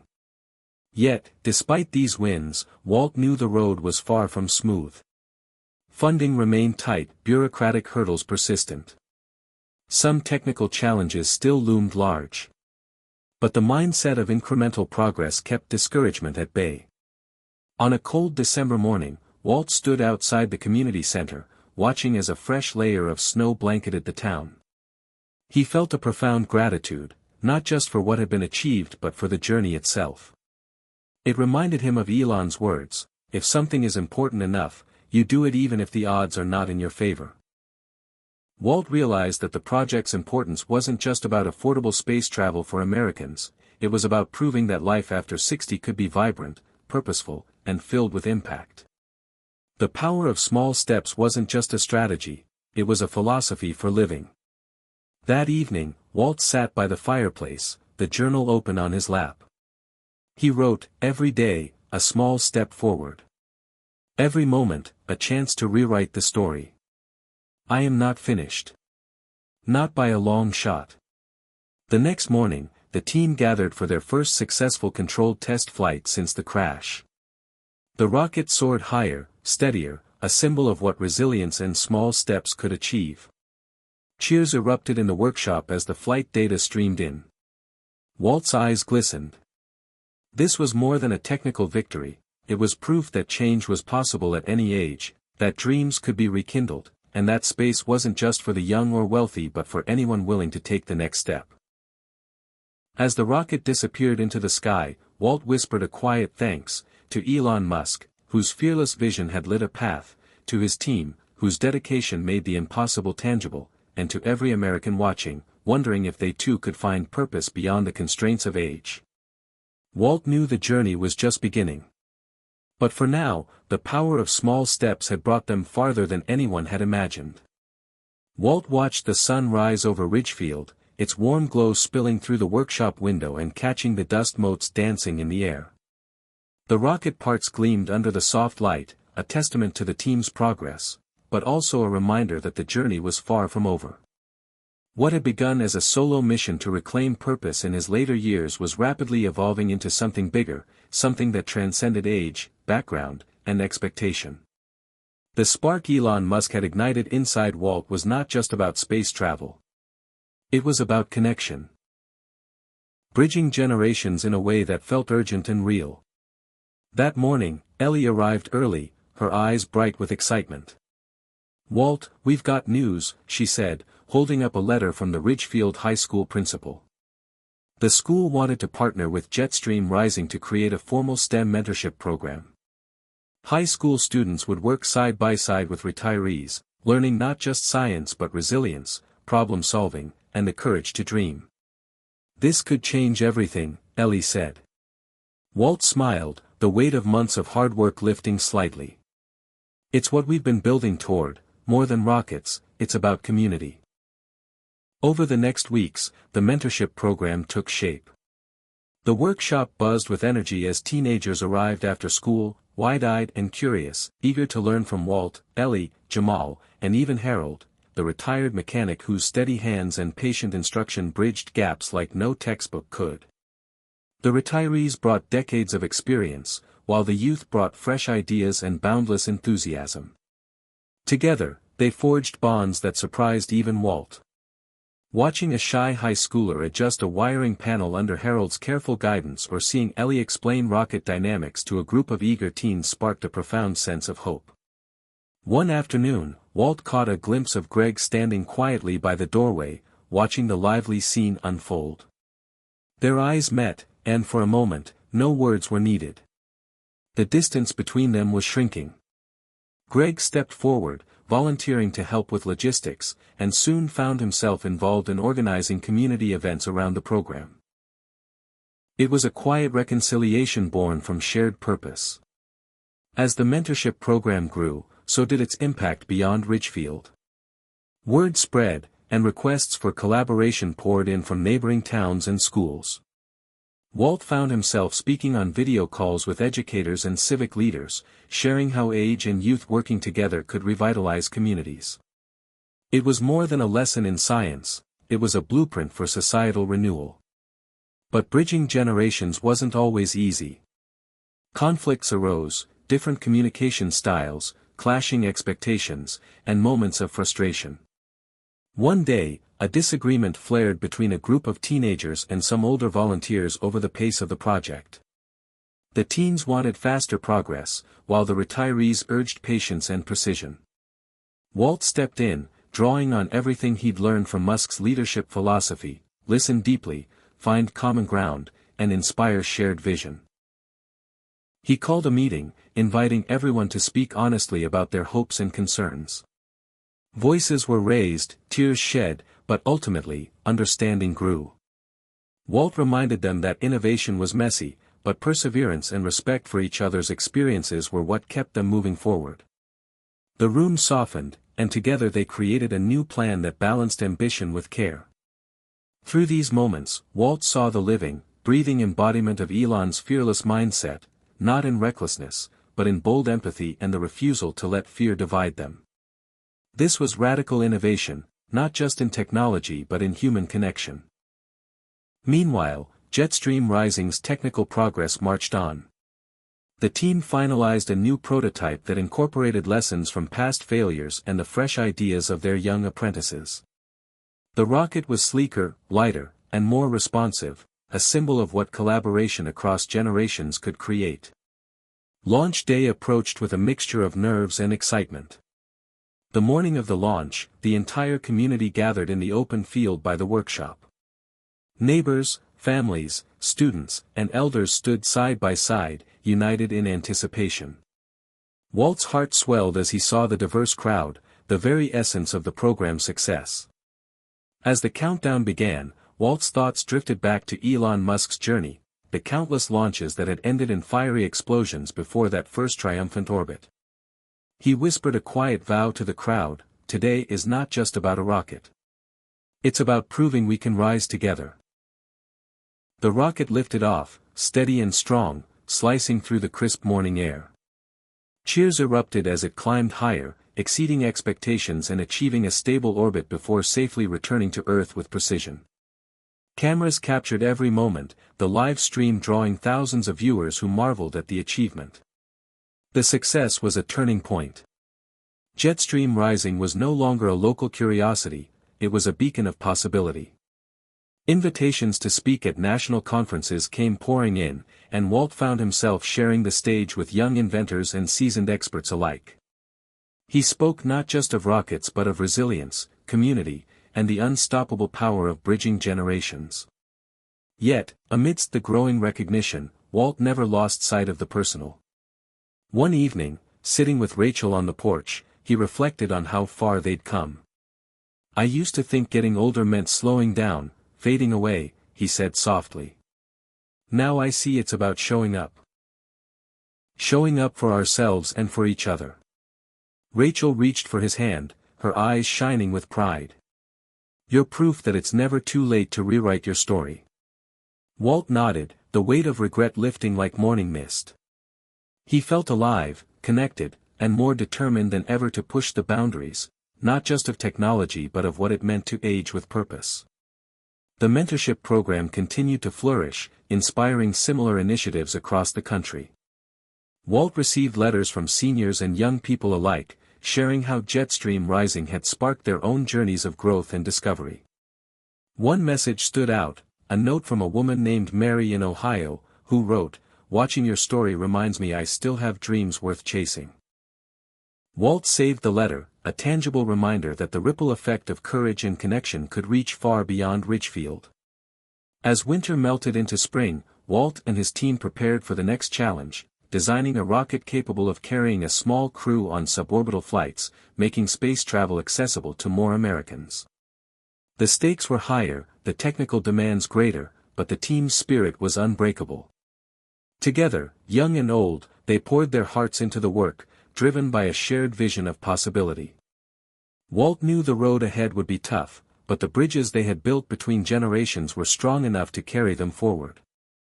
And as he watched the sun set over Ridgefield once more, Walt felt an unshakable truth settle in his bones: age was not a barrier, it was a bridge to a future waiting to be explored.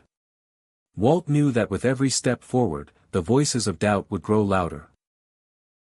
The success of Jetstream Rising had stirred hope and inspiration, but it also ignited skepticism among those who believed space travel, and dreams, were reserved for the young, the wealthy, or the already powerful. One afternoon, while preparing for a community presentation on their latest project, Walt read a comment on a local news article: "Why bother? At their age? Space is for astronauts, not retirees playing with rockets. The word stung like cold wind, a harsh reminder of the barriers the team faced, not just technical, but societal. Walt clenched his jaw, feeling the familiar ache of invisibility so many older Americans knew too well.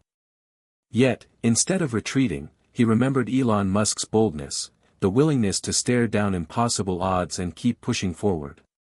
Doubt is part of the journey, Walt told Ellie that evening. It means we're onto something real. The next day, Walt decided to confront the skepticism head-on. He arranged a town hall meeting titled, Space for All Ages, inviting neighbors, local leaders, and especially the critics. The hall was packed, a mix of curiosity, support, and tension buzzing in the air. Walt stood before the crowd, feeling the weight of their expectations and doubts. He began with honesty, sharing his own fears and regrets, the loneliness that had once defined his later years, and how Elon Musk's example had sparked a flame of possibility. This isn't just about rockets or space, Walt said, his voice steady but impassioned. It's about reclaiming purpose and showing that no matter our age, we have value and potential to offer. He unveiled the mentorship program, the community collaborations, and the recent successful launches, all built on the foundation of resilience and connection across generations. Skeptical voices rose. Space travel costs millions, how can this be for everyone? Aren't there bigger problems here on Earth to focus on? Isn't this just a hobby for dreamers? Walt welcomed the questions. Yes, the challenges are real. But the breakthroughs we make here inspire innovation in healthcare, education, and technology that benefits everyone. And as for cost, our goal is exactly to make space affordable, accessible, and inclusive. We're proving it can be done. He shared data showing how incremental advances, team dedication, and community support had slashed projected costs. Then, Ellie stepped forward, explaining how the mentorship program was not just technical training but a lifeline, bridging divides and lifting spirits. The room shifted. Conversations softened. Questions turned to curiosity. One woman raised her hand. My grandson says he wants to be an engineer but feels like the odds are stacked against him. Walt smiled warmly. That's exactly why we're here. To show that with support and perseverance, dreams can grow at any age and stage. By the meeting's end, a new atmosphere settled, a tentative hope mixed with healthy skepticism but also respect. Some who came as doubters left as believers. The community started rallying around Jetstream rising more actively. Local businesses donated materials. The school expanded STEM funding. Volunteers signed up to support upcoming launches. Walt realized that facing doubt publicly was as crucial as fixing technical failures. It demanded courage and vulnerability. But more than that, it forged deeper bonds and expanded the vision beyond a handful of dreamers to a movement. Outside the hall, Greg approached Walt. Dad, I didn't know you could be so fearless. Walt chuckled. Elon's influence is contagious. Fearlessness isn't about not being scared, it's about doing it anyway. Their exchange marked another step in healing their fractured relationship. At home that night, Walt reflected on the doubters and supporters alike. He knew change often stirred discomfort, but it also opened doors. His journal entry captured the moment. Doubt tests us, but it doesn't define us. What matters is what we do next. Meanwhile, Jetstream Rising's technical work pressed on, fueled by renewed community backing. The team tackled engineering challenges with a fresh sense of purpose, knowing their efforts carried more than mechanical weight, they carried hopes and dreams of countless Americans watching and rooting for them. One particularly tricky problem emerged with the rocket's life support system for crewed flights. The team spent nights troubleshooting oxygen regulation and cabin pressure, racing against deadlines with a mix of anxiety and determination. During one long evening, Ellie paused beside Walt. It's moments like this I remember what Elon said, persistence is very important. You should not give up unless you are forced to give up. Walt nodded. That's our mantra now. As the weeks unfolded, Jetstream Rising secured a small grant from a space technology fund, a crucial boost that allowed them to acquire advanced sensors and simulators. The news was shared widely, fueling excitement and easing financial worries. Yet, Walt never forgot the deeper lessons from Elon Musk's journey. Musk's story wasn't about sudden breakthroughs or easy victories, it was about resilience through public failures, rejection, and relentless work. Walt felt that spirit coursing through every bolt tightened, every calculation revised, every late-night discussion. At Ridgefield's Community Center, a special event brought together retirees, teens, and local officials to celebrate the progress. Stories of personal transformation took center stage, how people had found new friendships, renewed confidence, and a reason to keep moving forward. Walt spoke passionately about the power of collaboration, the importance of embracing doubt as part of growth, and the courage to challenge societal limits placed on aging. As applause filled the room, Walt realized this was more than a project. It was a revolution of mindset, a redefinition of what it meant to age in America. That night, as Walt and Ellie walked home beneath a canopy of stars, Walt felt a deep gratitude for the journey and those who had joined him. He looked up at the sky, imagining the rocket soaring higher, fueled not just by technology but by human spirit. Walt whispered, "This is just the beginning." Walt felt the hum of excitement pulse through the workshop as the new prototype began to take shape. After months of grinding, tweaking, and refining, the team was ready to test innovations that could finally push affordable space travel from dream to reality. The energy was palpable, young apprentices buzzing with ideas, retirees sharing hard-earned wisdom, all united by one goal. Walt's hands moved steadily, attaching sensors and running diagnostics, his mind racing through every possibility. In the corner, Ellie adjusted software codes, her fingers dancing across the keyboard with practiced ease. "We're on the edge of something big," she said without looking up. Walt nodded, feeling a surge of optimism that had been dormant for years. Elon Musk's fearless approach had been a beacon, urging Walt to embrace risk and creativity without fear of failure. The team had learned that innovation was not about flawless beginnings but about relentless iteration, learning from every setback. That mindset became their guiding star. Outside, Ridgefield buzzed with anticipation. The mentorship program had inspired a wave of community engagement, students eager to see the next launch, neighbors volunteering for outreach, local businesses pitching in resources. Even skeptics had softened, drawn in by tangible progress. The town had become a microcosm of possibility, a living proof that age was no barrier to dreaming big. One afternoon, Walt gathered the team for a brainstorming session, encouraging everyone to voice ideas, no matter how wild. The room filled with sketches, proposals, and spirited debates. A young apprentice named Maya suggested a novel approach to fuel efficiency inspired by Tesla's battery innovations. Harold, the seasoned mechanic, offered ways to reinforce structural components using materials from his automotive days. Ellie proposed integrating AI-driven diagnostics to improve safety checks. Walt listened, realizing that innovation thrived where experience met fresh perspectives. The day before the big test, the workshop was alive with tension and hope. Every system was triple-checked.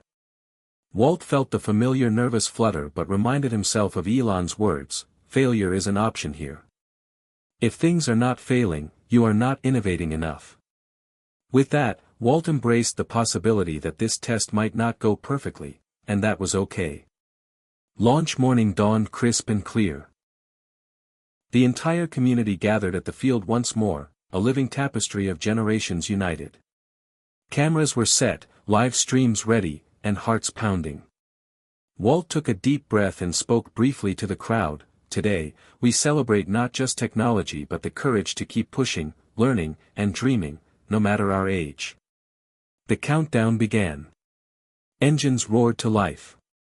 The rocket lifted, rising smoothly into the azure sky. Sensors streamed data, showing marked improvements in fuel consumption and stability. Cheers erupted as the craft completed its flight path, landing with precision. The victory was more than technical, it was a triumph of spirit. Back at the workshop, the team pored over the data, eyes bright with possibility. Walt reflected on how this moment mirrored Elon Musk's early successes, hard-won, built on countless trials and errors, and fueled by an unyielding belief in what could be. He realized that innovation was as much about mindset as machinery, a refusal to be limited by age, doubt, or fear. As the weeks passed, Jetstream Rising's work attracted attention beyond Ridgefield. Invitations came from universities, tech incubators, and media outlets eager to share the story of a diverse, multigenerational team rewriting the narrative on aging and innovation. Walt found himself speaking at conferences, often alongside his apprentices, showcasing how collaboration across generations ignited creativity and progress.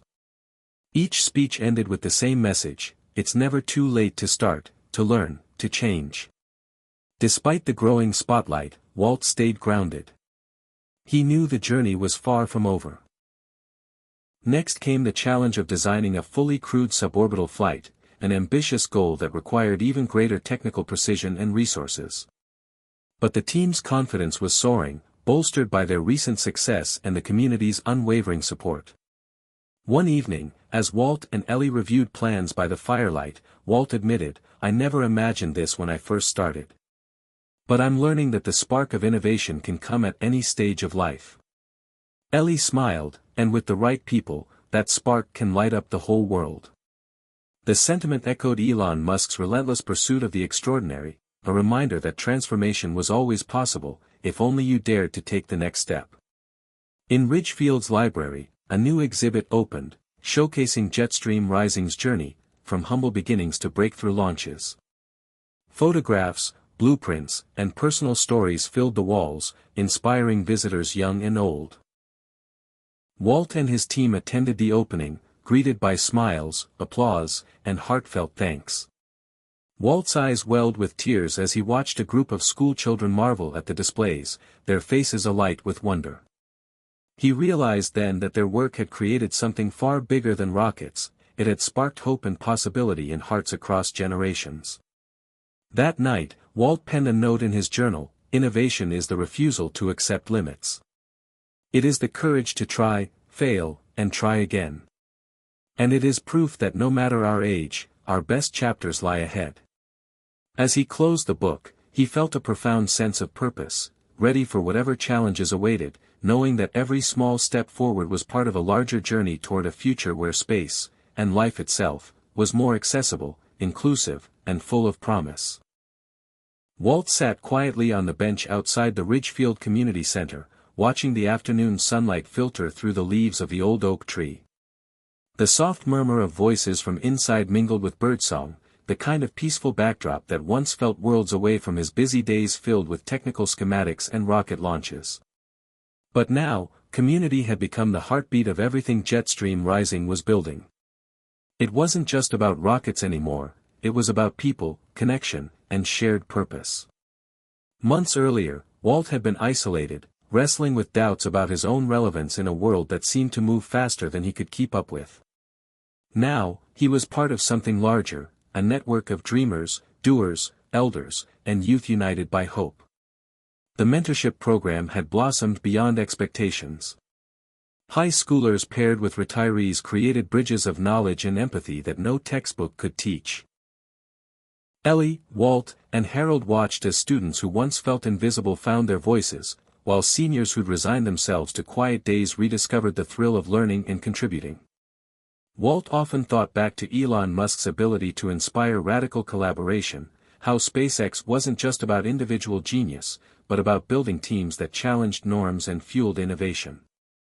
Ridgefield was becoming a microcosm of that ethos.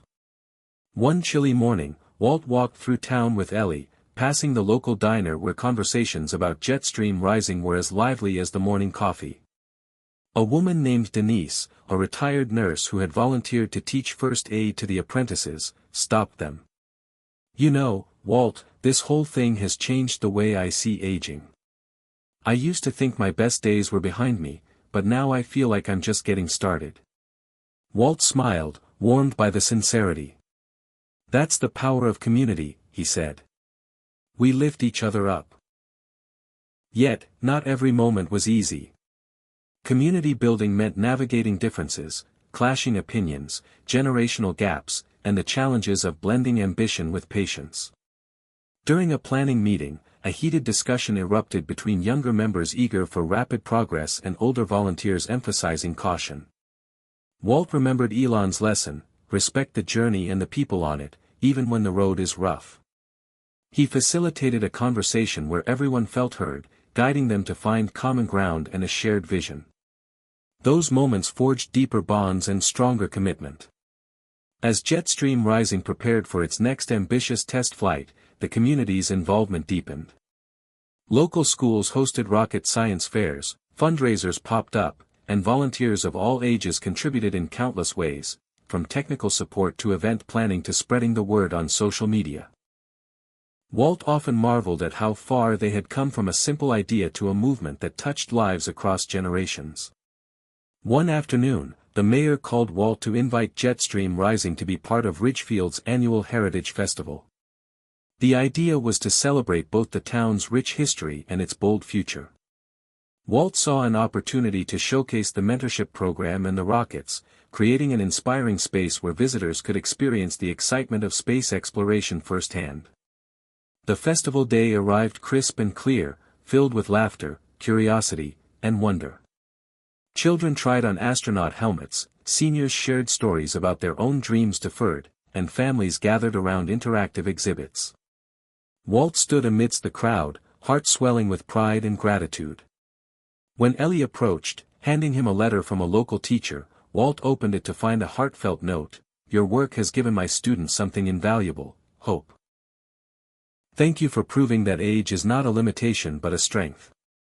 The letter was a powerful reminder that community wasn't just about the here and now, but about planting seeds for the future. That evening, Walt reflected on how Elon Musk's vision had been a spark, but it was the collective energy of Ridgefield that fueled the flame. Community was the real engine driving change. Back in the workshop, preparations for the upcoming crewed suborbital flight were in full swing.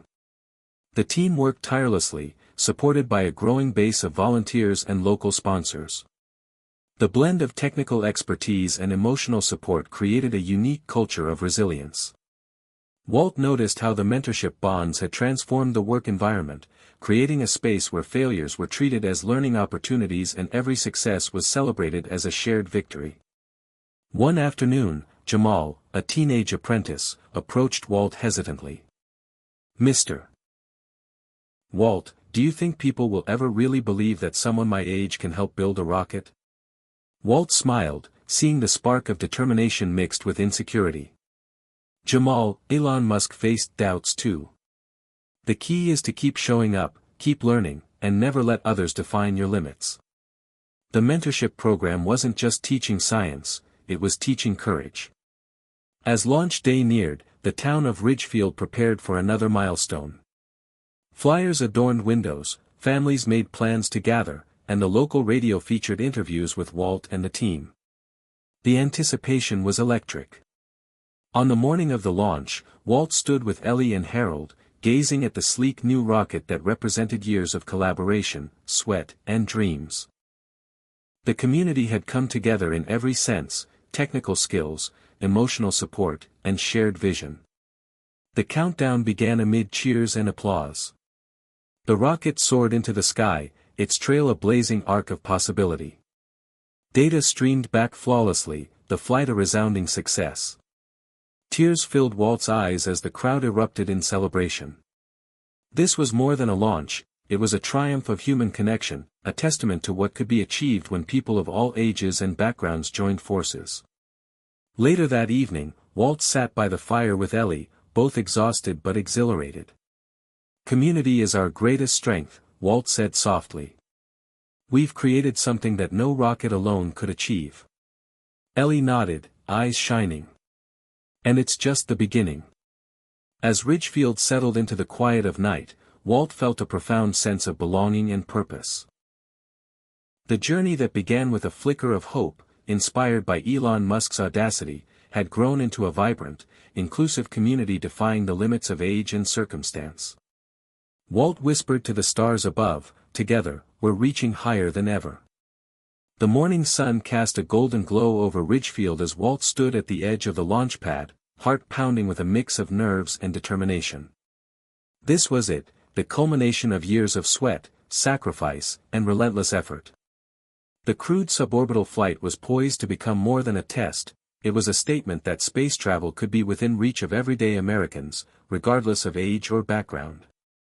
The team moved with precision, checking every system and reassuring one another with quiet confidence. Ellie's eyes sparkled with excitement as she ran final simulations, while Harold's steady hands adjusted the last hardware components. Walt thought about how far they'd come. From isolated dreams to a bustling, multi-generational force fueled by hope and resilience. Elon Musk's fearless pursuit of the impossible echoed in his mind. When something is important enough, you do it even if the odds are not in your favor. The odds had never been easy. Society's skepticism, the technical hurdles, the personal struggles, all had threatened to derail them. Yet here they were, standing on the brink of history. The crowd gathered around the launch site was larger than ever. Families, neighbors, schoolchildren, and local officials all came to witness the moment that would redefine what was possible.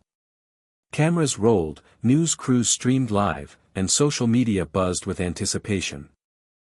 Walt scanned the sea of faces and saw not just spectators but partners in this shared journey. The launch countdown began, voices counting down from 10 with growing excitement. Walt's breath caught as the engines ignited, the rocket trembling under its own power. Slowly, it lifted, breaking free from the bonds of gravity, climbing higher and higher against the backdrop of a clear blue sky. Data streamed in, system stable, trajectory perfect. The crowd cheered, some wiping tears, others holding hands tightly. For Walt, this moment was deeply personal. It symbolized every challenge faced, every doubt overcome, and every hand extended in support. The rocket pierced the edge of space, a shimmering arc against the vast expanse. Inside the craft, the crew, composed of Ridgefield's own apprentices and seniors, experienced the awe of weightlessness and the breathtaking view of Earth below. Their faces lit with wonder, a testament to dreams realized against all odds. As the capsule descended safely back to Earth, Walt's phone buzzed with messages of congratulations from across the country. The successful flight was not just a technical achievement, it was a cultural breakthrough, proving that age, background, or circumstance need not limit ambition. In the days that followed, media outlets shared stories of Ridgefield's unlikely space pioneers, spotlighting the power of community, mentorship, and courage. Walt and his team were invited to speak at national forums, inspiring audiences with their journey from doubt to triumph. Yet, amidst the acclaim, Walt remained grounded. He knew the true victory lay in the doors opened for others, the spark ignited in the hearts of those who had believed themselves too old, too limited, or too forgotten to chase new dreams. One evening, as Walt prepared for a speech, he reread a letter from a woman named Grace, who had watched the launch with tears in her eyes. She wrote, "At 72, I thought my time to dream had passed. Your courage has shown me otherwise. Thank you for reminding me that life is still full of possibility." Walt felt a swell of emotion. That letter captured the essence of everything they were building, a legacy not measured in dollars or fame, but in hope and transformation. The journey had been long, and there were more challenges ahead. Funding, scaling operations, and expanding access remained daunting tasks. But the community's unwavering support and the lessons drawn from Elon Musk's visionary grit gave Walt the strength to keep pushing forward.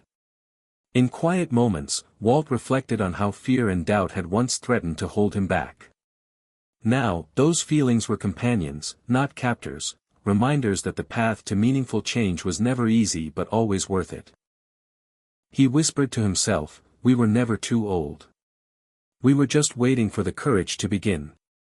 As the sun set over Ridgefield, painting the sky in hues of orange and pink, Walt looked to the stars, imagining the rockets yet to launch and the lives yet to transform. The final barrier had been broken, but the journey, the true journey, was just beginning. Walt stood on the porch of his small Ridgefield home, the evening breeze carrying the scent of pine and distant smoke from a neighbor's fire. He watched the fading light spill across the sky, blending pinks and purples with the deepening blue of night. It was a moment of quiet reflection after weeks of relentless preparation and celebration. The crude suborbital flight had marked a turning point, but Walt knew the real work, the kind that stretched beyond personal victory, was only just beginning. The success had sparked something remarkable. A surge of inquiries from communities across the country, all eager to start their own journeys into space exploration. Schools, libraries, senior centers, they wanted to replicate what Ridgefield had done, to show their own residents that age was no barrier to dreaming big. Walt felt the weight and wonder of that responsibility. Elon Musk's vision of making space accessible wasn't just about technology, it was about breaking down walls of doubt and fear that kept people confined to what is, rather than what could be. Walt's phone buzzed constantly with requests for advice, partnerships, and encouragement. He realized that Jetstream Rising had grown beyond a local project, it had become a symbol of possibility. Yet, with growth came new challenges. Funding stretched thin, logistics grew complex, and the pressure to scale without losing the personal touch intensified. Walt leaned on his team, remembering how Musk often said that building a great company was like building a family. The same was true here.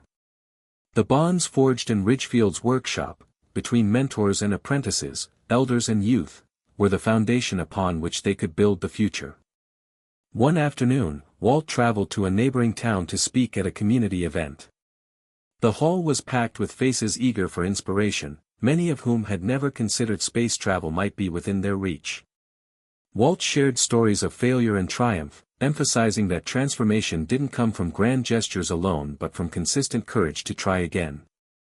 After his speech, a woman named June approached, her eyes shining with emotion. "I'm 68, and I've felt invisible for years," she said softly. "But hearing your story makes me believe I can still make a difference." Walt smiled, his heart full.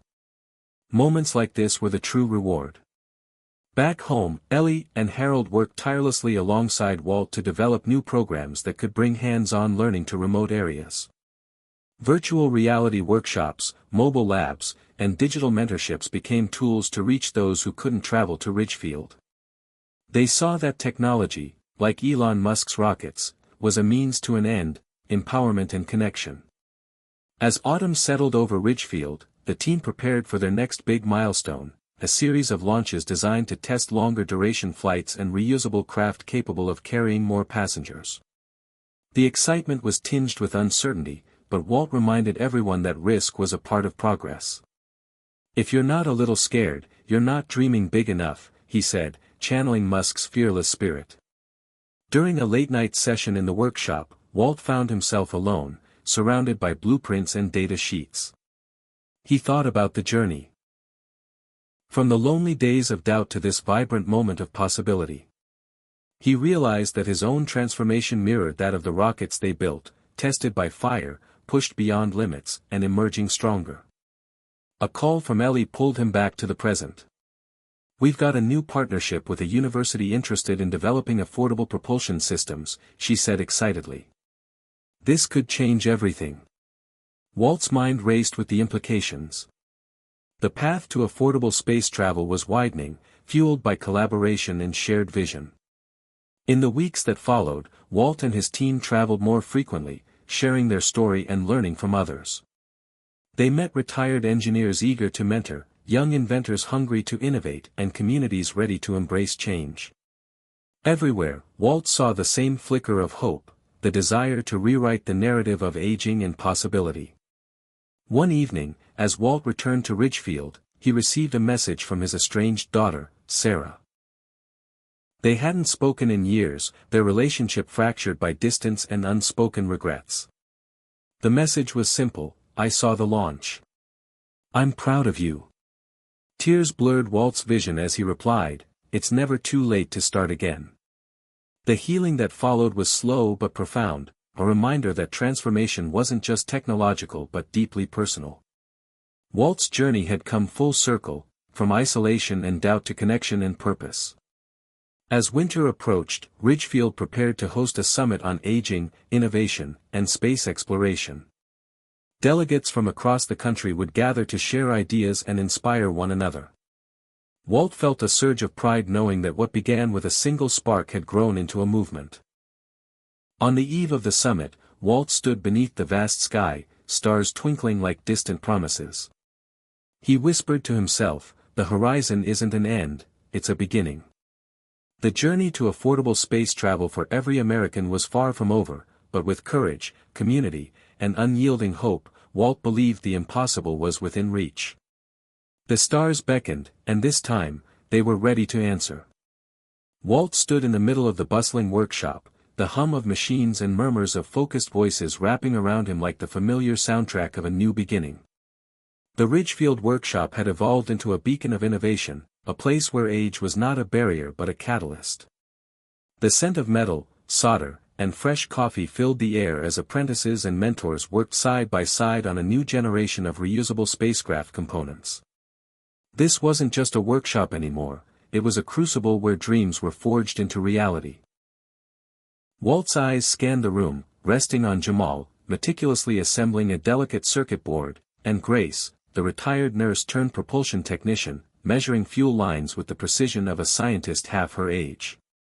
The seamless blending of youth and experience was a living testament to the community's power, a dynamic that Elon Musk's teams at SpaceX had embodied from the beginning.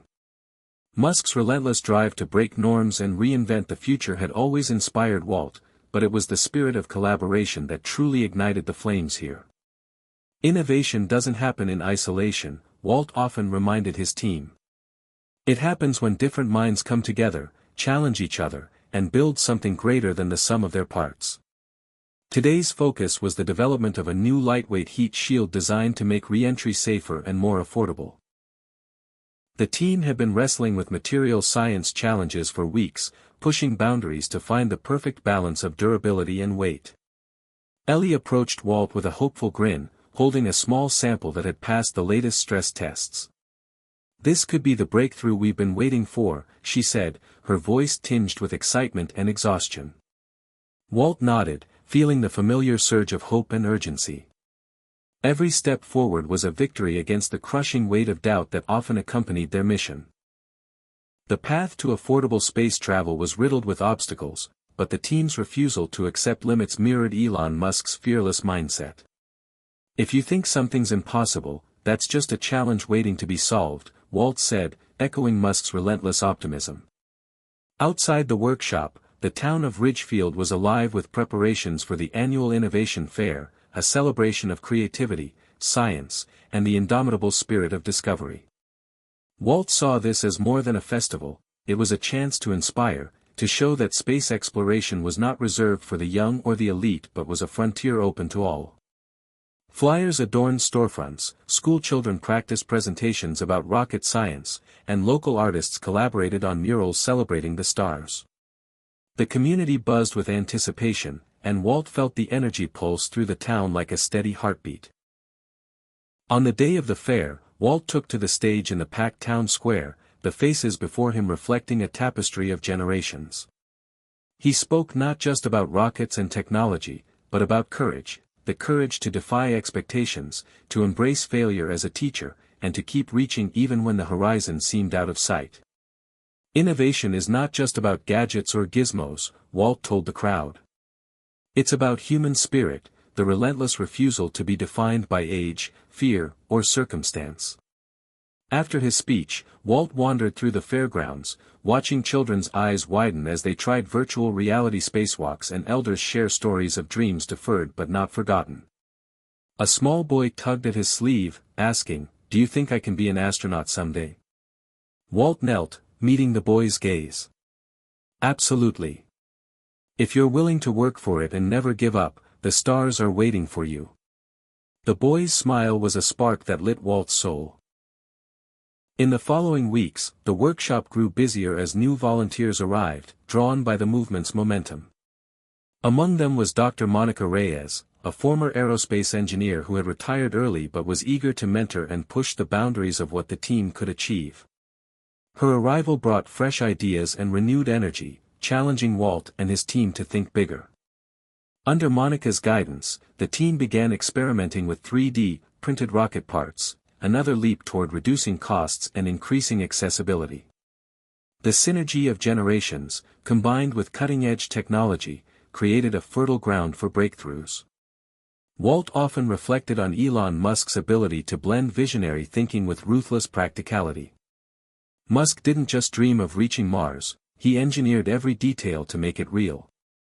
That duality, dreaming big while sweating the details, became Walt's mantra. Late one night, as the workshop lights glowed against the dark sky, Walt sat with Monica, reviewing test results. They debated the merits of a new propulsion design, each bringing decades of experience and fresh perspectives to the table. This, Monica said, pointing to the data, could cut costs by 30%. Walt's heart raced. Then let's build a prototype. No more waiting.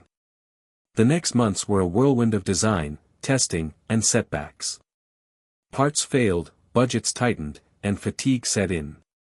But every time the team faced a wall, they found a way around it, through late-night brainstorming, community fundraising, or simply refusing to quit. Walt knew that Musk's success was built on this foundation of grit and relentless iteration. Failure is just another step forward, Walt reminded the team during a particularly tough week. Then came the day of the prototype's first live test. The entire community gathered once again, a crowd united by hope and hard work. As the engine roared to life, Walt felt the collective breath held by everyone around him. The test was a success. A quiet but powerful victory that promised to bring affordable space travel closer to reality. Standing in the glow of accomplishment, Walt felt a deep gratitude for the journey and the people who made it possible. He thought about the skeptics who said they were too old, too small town, or too inexperienced to matter. Their doubts had fueled Walt's determination. In the faces of his team and community, Walt saw a reflection of Elon Musk's spirit, undaunted, unrelenting, and unapologetically bold. The workshop was no longer just a place for building rockets. It had become a sanctuary where the heart of innovation beat strongest, a place where dreams found wings and where every American, no matter their age, could reach beyond the stars. Hit subscribe and leave a comment with where you're watching from. This story might just spark a new beginning. What's one thing that always pushes you forward, even when things get tough?